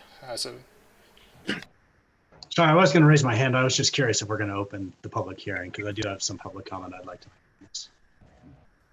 Just quick question. Do we have a definitive answer on the time frame that we're looking at? 5, 6 years? Is it possibly 3? Is it possibly 7? You know? Yeah, I think, Jennifer, the answer unfortunately today is no. As I noted, we would need to kind of go back through and do some updates to the projection and analysis that we had done before. That wasn't really a specific scenario that we had previously put together. Okay, but it's somewhere in that range. It's not just 1 year being proposed. Not sure.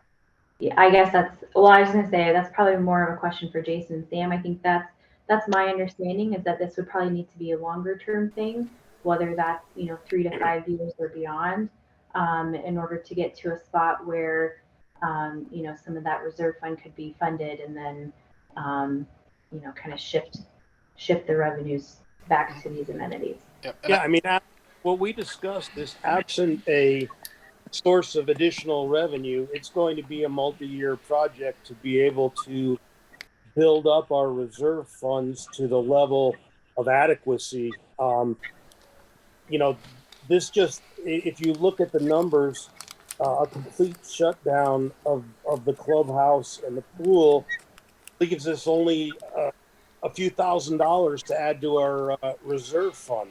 So we're hoping that with the additional build out and the additional revenue, it's going to make that a little bit more feasible, but it's definitely not a 1 or 2 year hiatus. It's more in the 4 to 6 year, 5 to 7 year hiatus, I think, to build our reserves up, absent some other additional source of revenue. I don't know if Jason wants to add on to that. Yep, and I wouldn't say it's just to build our reserves. It's actually to get to a net equal state for the budget as well. So without if the builder's not going to come in and assist with budget advances or anything on those lines, if we don't have the fee on there, then it's just to get to a state of equilibrium, because at the current moment we are so far in the red as far as deferred maintenance and deferred items in the community that there's just not enough there to fund our community as is without additional revenue sources.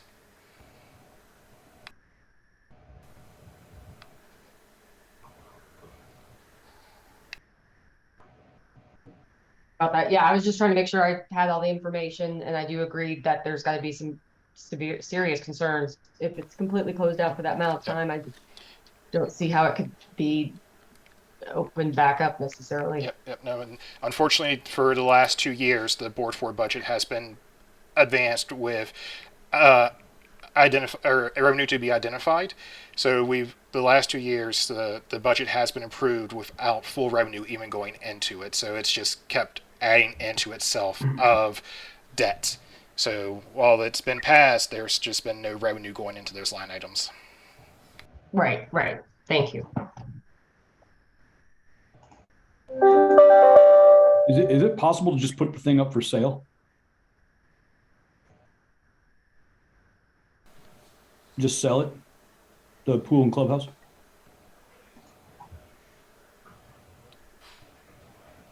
From a legal standpoint, I mean, it's a district asset. District 4 could sell it, they'd have to sell it for fair market value. We have to determine an appraisal of what it's worth, because there's some statutory limitations on making sure that the district, well, you know, what they get paid for it. But yeah, I mean, in theory, yes. Has there been any discussion of any other, trying to do any other revenue streams out of that? Just, you know, something along the lines like opening up rentals for other than just residents, you know, selling advertising, anything. Has there been any discussion of trying to come up with any other revenue streams with that facility? There has not been. I think it's actually currently available for anyone to rent, not just residents. So it is open for anyone and everyone to make a rental of it, but there is no advertisement for it either. So advertisement requires funds to get it out there. But yeah, that is not the clubhouse rental is not reserved just for Erie Highlands. I'm sorry, Jason. All right, go ahead. Oh no, you're good, my friend. You're good. All right, because I mean, if you think about it, if you were to sell the clubhouse and the pool, then whoever buys it is going to turn it into a for-profit and charge residents to use the facility. And at that point, the community is basically doing the same thing as paying the $650 a year assessment. So I'm not sure that really solves the problem. It just, you're paying it in a different way. Get to have the choice. Do I want to use it or not? Yeah, I agree, but I see what you're saying, but also then the residents have the choice. Do I want to use it or not? True. Jennifer, Sorry, as a note of procedure, may I suggest that we open the public hearing and limit public comments to, you know, I guess as required. Is that appropriate at this point, or? Yeah, I was just going to say one more comment on the question about the sale. Sorry, since that was sort of an off-the-cuff question and answer, I would also want to talk with Bond and Tax Council on that, because it was obviously financed with bond proceeds. So my yes in theory is yes in theory, but I'd have to check a lot of things, including with Bond and Tax Council. Sure. With that, yes. Brandon, you want to make a motion to open the public hearing? I will make a motion to open the public hearing, yes, to review the proposed 2023 budget. And Jennifer, in terms of procedure, you can probably manage, I guess, the procedural, you know, durations of public comment. That's something you can do for us. Second. Aye. Oh, Aye. And I have a hard stop at 5 here. Is there any other business that we need to conclude for 2 and 4 prior to that? No, I went to those first because I foresaw this happening. This may be a public hearing that is not closed. If you got 12 minutes. I don't know how that works, but. Yeah, so with that, we will open it for public comment. Given this was scheduled until 5 and we have some hard stops at 5, we would like to limit public comment to 3 minutes per person. So I will keep a timer and give people a 30-second warning when we reach getting close to 3 minutes. So I'd also your hand up. Oh, Jennifer, I'd also say that, you know, if there is any public comment after the 5 o'clock time, that Chris is going to be here, we can certainly entertain discussion. So proceed, please. Yes, I don't want to have an unopened or unclosed meeting. So Dennis, you've had your hand up the longest. As soon as you start talking, the clock will start. I'm ready to start talking. You ready to start? Okay. Personally, I'm in favor of shut it down. One of the things that I did want to understand better, though, is I've heard people say that, I think Steve, somebody understands or has a list of the ramifications of shutting down the clubhouse and the pool. And I was just wondering, is that published somewhere? Can anybody expand on that? Nevertheless, with the information that's in front of me right now, I am in favor of let's not open up the pool. Let's not open up the clubhouse. Right now, from where I'm sitting, I've been spending money, and my taxes go to District 4. District 4 decides where it's being spent. District 4 doesn't even have a face to me. It's just District 4. It's kind of like a science fiction movie. But from what I'm seeing so far, they are not making good decisions with my money. And therefore, I am not in favor of giving them more money to spend inappropriately. Thank you. I'm done. All right, great. We'll move on to Regina Kaufman. When you start talking, I will start the clock. Thank you. I disagree that the pool should be shut down. From my perspective, from spending a lot of time at the pool, there would be a lot of unhappy residents if you shut the pool down. Now, whether or not they'd also agree to paying that extra fee, I'm not really sure. There's a lot of people who make the decision to move here, like I did, because of the pool, and that having that access to the pool as part of our benefit here. But other people make the decision to move here for other reasons. And I'm sure the money and the amount that we pay in taxes is part of that, and expecting a certain amount. So I agree with Dennis that I don't think that the way that my money is being spent, or at least I don't see it being spent in a wise way all the time. I don't know personally, because I don't know how that's being done. I'm not a member of your board, but I'm wondering if there's any other considerations to, such as cutting costs in other areas, not overwatering the lawn outside of my house where it just completely gets flooded, and that costs money. In some places where there's probably some alternatives that could be considered. I was employed, my job, but I was a lifeguard at the pool, so I'm very well aware of a lot of the residents being just very, very, very interested in that pool. And I'm also very well aware that there's a lot of repairs that probably need to be made, and maintenance if it was going to stay open, that it does cost money for the lifeguards to keep it up.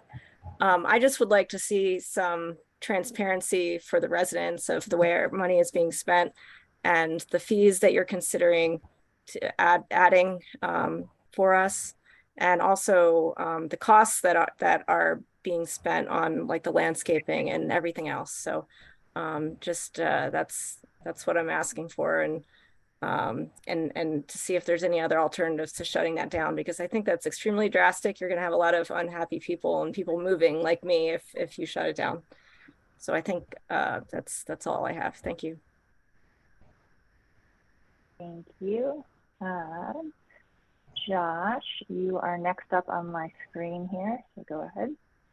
Thanks, Jennifer. I won't repeat any of my comments from the previous couple of board meetings, but if anyone would like those, I'm happy to send you a transcript. At the last board meeting, I did talk about a proposal where I requested Oakwood to commit new funds to the district. I did go back and look at that and realize there was an error in that proposal that's actually to Oakwood's benefit. So I just want to step up and do that. So, the $650 per year, if implemented, would generate about $1.9 million over the next 4 years. And then I also had $400,000 in there for deferred maintenance. I also added in reserves last time, but actually looking back at those projections, the reserves were already included in there. So that gets us to $2.3 million for the fees and deferred maintenance. So I'll update my proposal. $1.15 million over the next 4 years is what I'd like Oakwood to propose putting into the districts and contributing those funds. That works out to $287,500 a year for the next 4 years. I recognize, I think what I was told last meeting from the District 4 board was that was an unreasonable request. And I also heard swear words from district residents when I proposed it to them. So I feel like we found the sweet spot of that proposal between those two things. Quickly, I'll just touch on, the refusal for the other districts to fulfill vacancies is truly unhelpful to this process. It's, District 4 is acting as a petulant child here, and I just am super frustrated with their behavior. I'll conclude with this, that, any decision to close the Oakwood is squarely on Oakwood. It's their poor management, funding of the district that has led to this. They've caused this problem by not pacing the district development with the development of district assets. This is demonstrated when you look at the 2026 projections. The revenues equal the expenses of the district. the 650 is not needed in year 4 and beyond. So it shows you that this is a development pace issue. So now we'll all be sitting here waiting for Oakwood to finish developing the community so that we can open the pool back up. This isn't a resident problem. This is an Oakwood problem. And I recommend they step up to the plate, contribute the funds, and we keep the pool open. Yep. Making it 30 Amen. seconds left, Josh. I didn't know if you were done, so I want to make sure you got your warning. Thank you. Dan Hoback, you are next up. Thank you. I certainly echo Mr. Malm's comments. Rather suddenly, hundreds of Erie Highlands residents and homeowners are being told that almost matter-of-factly that they will be hit with either a shutdown of the amenities that were in part the contractual basis for the purchase of their home, or they will face a fee, an annual fee. Residents deserve a very detailed explanation of the utter mismanagement by Oakwood and related parties that got us into this mess. This complete failure of fiduciary duty, or worse, was not created by a resident control board. And this is going to open deep and wide legal considerations. In addition, future residents need to be advised of this mismanagement immediately. That's all. Thank you. Thank you, Dan. I've been lowering hands as I go along here, so I think the only one that I have left up is Keith Kaufman. Go ahead, Keith. Thank you. Just piggyback on some of that, I'd like to, since it was really hard to see, what is the current budget for the clubhouse and pool, at least for the last year? What's that number? The total expenditures for those amenities, Keith, is that your question? Yeah, what's the amount of money we're talking about that we're saving by shutting all that down? Was it like 200,000 or something like that? It's 341,000 and change. Okay, so 340,000. All right. So my second question then would be, with what have we done to reduce our budget? As I'm on Erie Highlands, where all the new construction is, I just watched a ton of sod being laid, and I see our maintenance budget for landscaping at like 140 and climbing for this grass and stuff like that. Yet we're in a drought. Erie is trying to push us to reduce water usage. And like my wife stated, I watch the sprinklers come on 3 times a day on the grass that lines the streets. So I think what have we done to try to reduce our overall budget to meet the actual budget that we have, or the funds available? And the other part of this was, when we moved here, we had like 4 days to find a house due to our military change. And Oakwood specifically told us, we're not in an HOA. They never even mentioned a metro district. So that was a nice surprise at closing. And I'd really like a good accounting of where all the money goes, and knowing that we have one of the highest mill levy or metro districts in the state. So it seems odd to me that we have $1 million budget for landscaping and legal fees and snow removal, and we can't afford the pool house, the one amenity that really is for residents. So I really think there needs to be proper accounting. I agree. Thank you. All right. Just going to pause on public comment here. Chris, I'm mindful that it's 4:59 and you said you have a hard stop at 5 o'clock. So Brandon and Chris, how do you want me to proceed here with the meeting? If Chris drops off, we can't actually close the meeting, and so it'll sort of remain open in perpetuity. So just looking for a little guidance here from the board on how you want to proceed.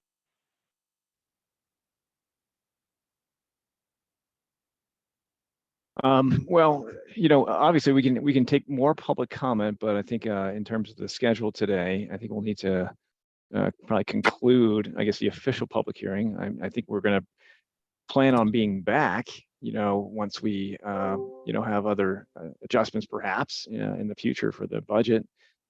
So I suggest, do we go ahead and close it? from a And parliamentary standpoint, couldn't we just recess the meeting instead of adjourning it? And then whenever it is we resume, we can. Yeah, you continue. have to actually, you'd have to continue to a date and time certain. So we can't just recess it. We'd have to continue the meeting and we'd have to set the next meeting date and time right now. Oh, okay. Yeah, good idea. That's a little bit I thought of outside that. parliamentary procedure norm. Yep. The fun of special districts. Well, That would seem to make more sense, is let's agree on a time to resume and just recess to that time certain.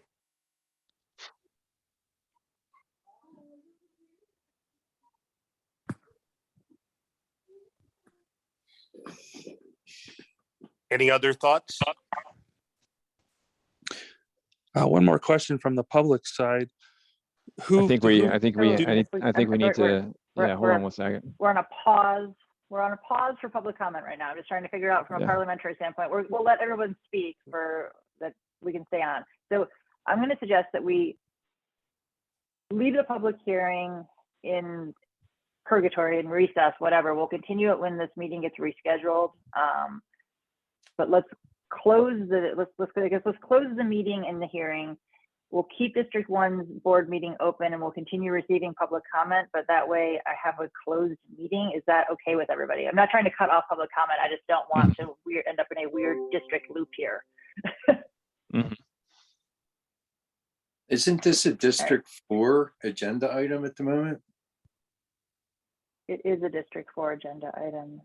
So if we closed out District 1, I've asked that we hold on public comment right now. Jennifer, that's fine with me. Okay, so we'll keep District 1's board meeting open if that's okay with the District 1 board members, and we'll continue with the public comment in that manner. Okay. I'm good with that. So I'm looking for a motion to close, Brandon, and adjourn the District 2 and 4 board meetings. And before we do that, before we close 4, we never had a public comment for 4 before the meeting. I was just wondering if we could get, before it's officially closed, can we get a detailed reason of tabling the vacancies for District 2 and District 4?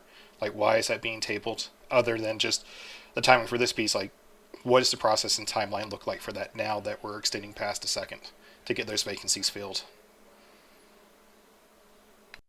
I'll make a motion to close the public hearing. in the meeting. In the meeting. Okay. Okay. All in favor, please say aye. Aye. Aye. All right. Thank you, Chris. I apologize. It's 5:03. We will let you drop off. I know Brandon's going to stay, and we'll continue with the I'll be public here. comment. Okay. Yep. Thanks, everyone. Okay. Thanks, Chris. Thank you. Sorry for the brief interruption. Okay, continuing with the public comments that we were receiving on the budget, I have Chris Lampley up next. Hi, can you hear me? Yes, thank you, Chris. Oh, perfect. Yeah, I was just going to say that for District 2, a handful of us expressed interest in the vacancies back in August. And we were unaware of the self-nomination process leading up to it. I understand that being unaware of it is our fault, whatever led up to that standpoint. But having gone from August to now it's November, I understand it's the beginning of November. It does seem like this process has been extremely long filling these vacancies. Whether that's me or another individual, I'm just curious, what the timeline is, why this process takes so long, and how we get residents, to serve their community. Okay. Just to clarify, we're taking public comment right now on the District 4 proposed budget. Chris, just to answer your question and to avoid any confusion, the self-nomination process is specific to elections, not to appointment to the board. So if you want to self-nominate, anyone who wants to self-nominate to run for a board, that process starts in January. 1 is the first day that you can do that, and that would be for the May election. The appointment to vacancies was on the agenda and was tabled. Jason's also asked about that, but I'd like to include the comment on the District 4 budget just so we are having some kind of cohesive conversation here, and then we can circle back to that if that's okay. Yep, I appreciate your clarification there. Jane and Lyle, you're the next ones up with your hand up. Hi, we apologize for taking so long to figure out the Hand raising. hand raising. No worries. I'll do a call at the end for anybody who didn't raise their hand. The easiest way for me to look at it. So go for it. I will Yeah. start the clock now. I just thank Jason for his prepared and detailed comments in support of what he said. I think there's a few things that would be helpful for your next meeting to really so we understand the costs and benefits of possibly shutting down the pool and what other options there might be. A couple of which have been suggested. I have got a couple additional ones, but it would be helpful to know what the total capital cost of the pool when it was constructed and how much that was and how much that is in the bond. What would that's the first question. Second question is how will closing the pool, it most likely, I agree with those that say it's going to most likely end up being roof's going to crack and all those things that happen when you don't do maintenance and you have a building that is not kept warm in the winter time and the underground features that will probably freeze and all those things. So I think that total capital cost versus a probable near zero number should be something. If there's an engineering response to that that shows that maybe that isn't the case, that would be helpful. We of course have the St. Vrain School District and the Clayton Neighborhood Park right next to this pool. I like the idea of exploring sale. I also to an entity that could maybe make it a continuing venture. But maybe there's some way we could cooperate contractually with the city of Erie on the park part or the school for swimming lessons and those kinds of things during this months in the spring, where at least a month or two. I would like at least that be explored a little bit. And I do want to reiterate the underlying problem that Jason has identified, and I think it's the key problem, which is the fact that the plan of the rate of building that would have supported and made this a feasible falls on Oakwood and that Josh mentioned. So I think that should be kind of something. 30 seconds left. That should be something that's made part of the discussion, the public discussion, and we'd appreciate if some of these options would be explored. Thank you. Thank you. I have a new raised hand from Josh D. I think that's Josh Drake. Go ahead. It is. Can you hear me? Yep. Go for it. So real quick, just on the pool closing, for us, we moved here. We have 3 little kids. Part of the main reason we moved here was that pool. And so to us, it's not really an option. I think a lot of the families in this neighborhood don't feel that that's an option, or closing the pool either. I'd much rather explore other paths, especially nailing down how we got into this financial situation with Oakwood. I personally see around the neighborhood, as other people said, like with landscaping, sprinklers running all the time, dead trees that weren't warranted that now we're paying for, new sod being laid. It seems like wasteful spending, and that's the stuff that's easy to see. So that makes me think there's probably a lot more when you start digging. But that was just my personal opinion. I don't think we should close the pool. That's it. Thank you. Thanks, Josh. Any other members of the public that have not made public comment that wish to make public comment on the District 4 proposed budget for 2023?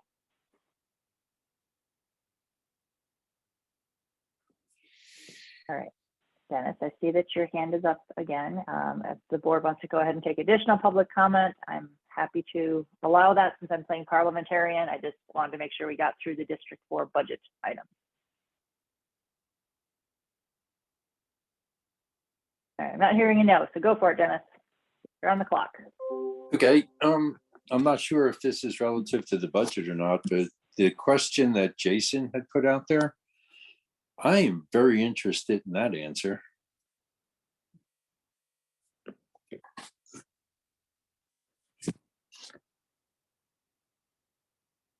So I think we have a question from Jason, a question from Dennis, and a question from Chris. Blah, blah, blah. I'm becoming tongue-tied after 2 hours, related to the timeline for the appointments in District 2 and 4. Brandon, do you have any comment on that as the remaining board member? No, I don't think I have any comments at this time.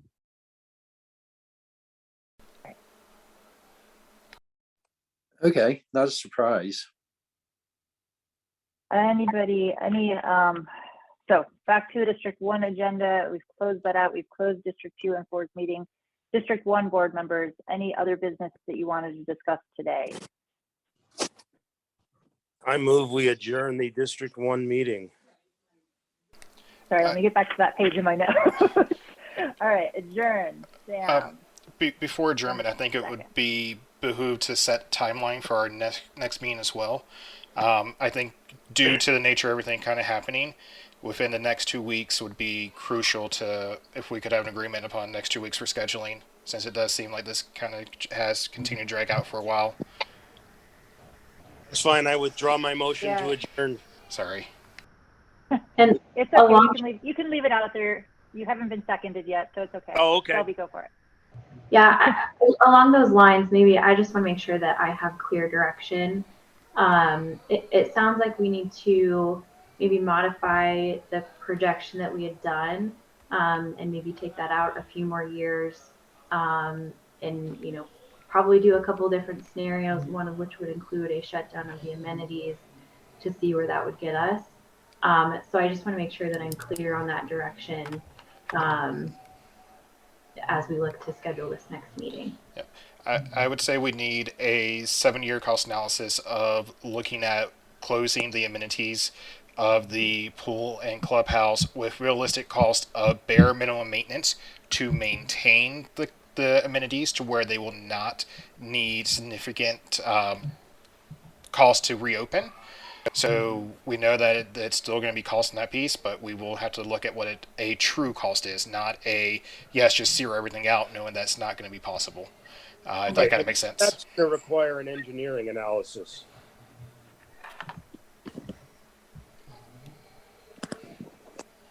Yes, Sam, I don't know if that was a statement or a question. No, that was a statement. I think you're going to have to get some kind of engineering analysis done on what has to stay on, what doesn't, what we can shut down. Can we blow out pipes and toilets, or what level of heating is required to maintain structural integrity?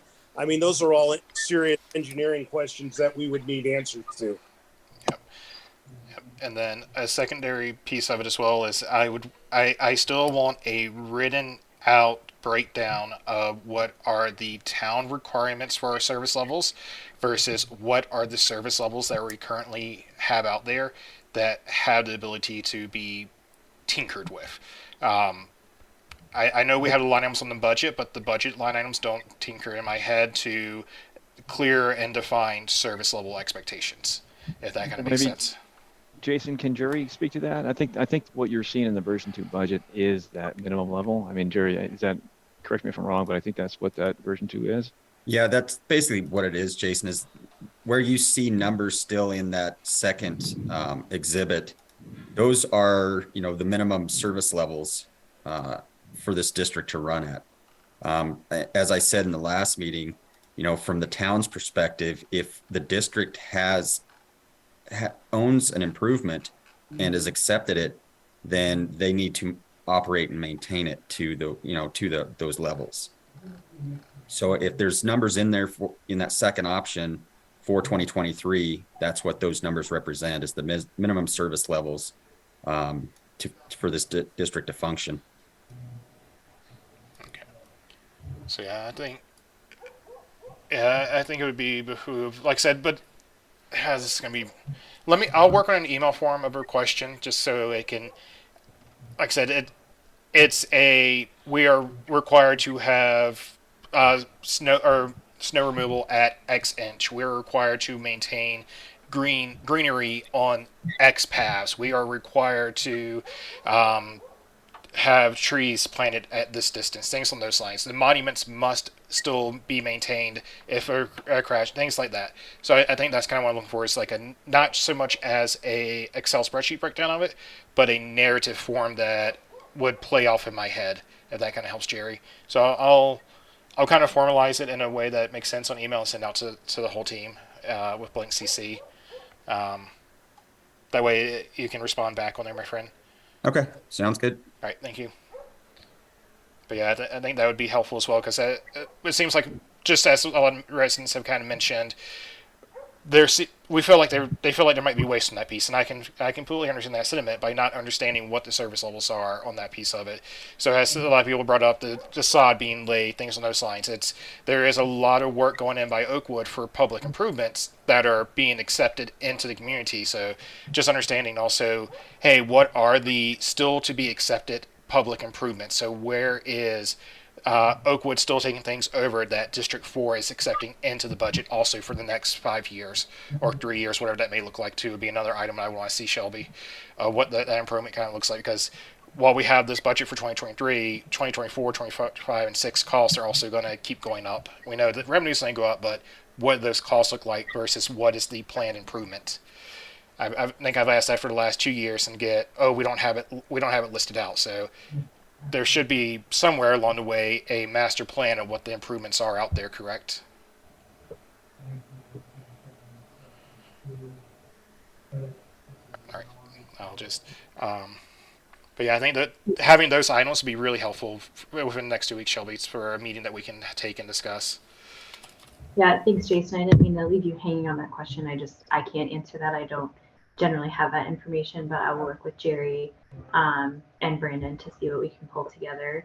I guess I would ask, because this will certainly incur additional time on our team. So just want to make sure, Brandon, as District 4 representative, you're okay with us moving forward with this additional analysis. I think you probably need to provide those numbers to the other districts, District 1, to confirm if that's acceptable in terms of those costs. Okay, yeah, I'll see if I can put something together.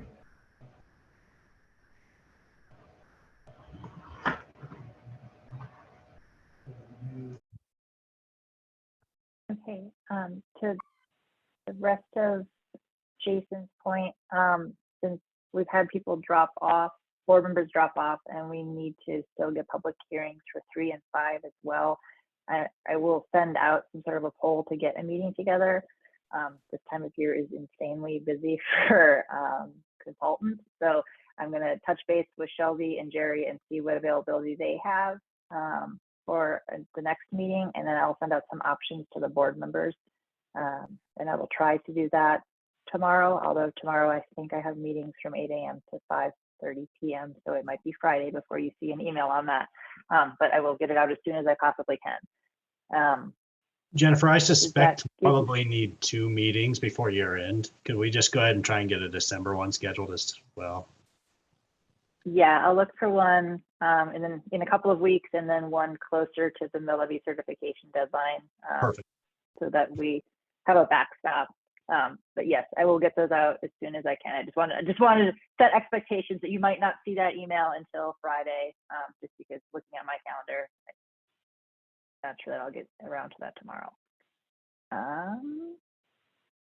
Any other guidance, Shelby? Do you have what you need? I believe so. Okay. All right. So we have a motion to adjourn the meeting at now 5:19 p.m. by Sam. Do we have a second? I'll second. Thank you, Josh. All in favor, please say aye. Aye. Aye. All right, cool. Thank you, everybody, for your patience and with my tongue-tied meeting parliamentary procedure and all the work we've gotten through today. So thank you, everyone, and I will see you in a couple of weeks. Thanks, everybody. Have a good evening. Thank you. Yes. So, bye now.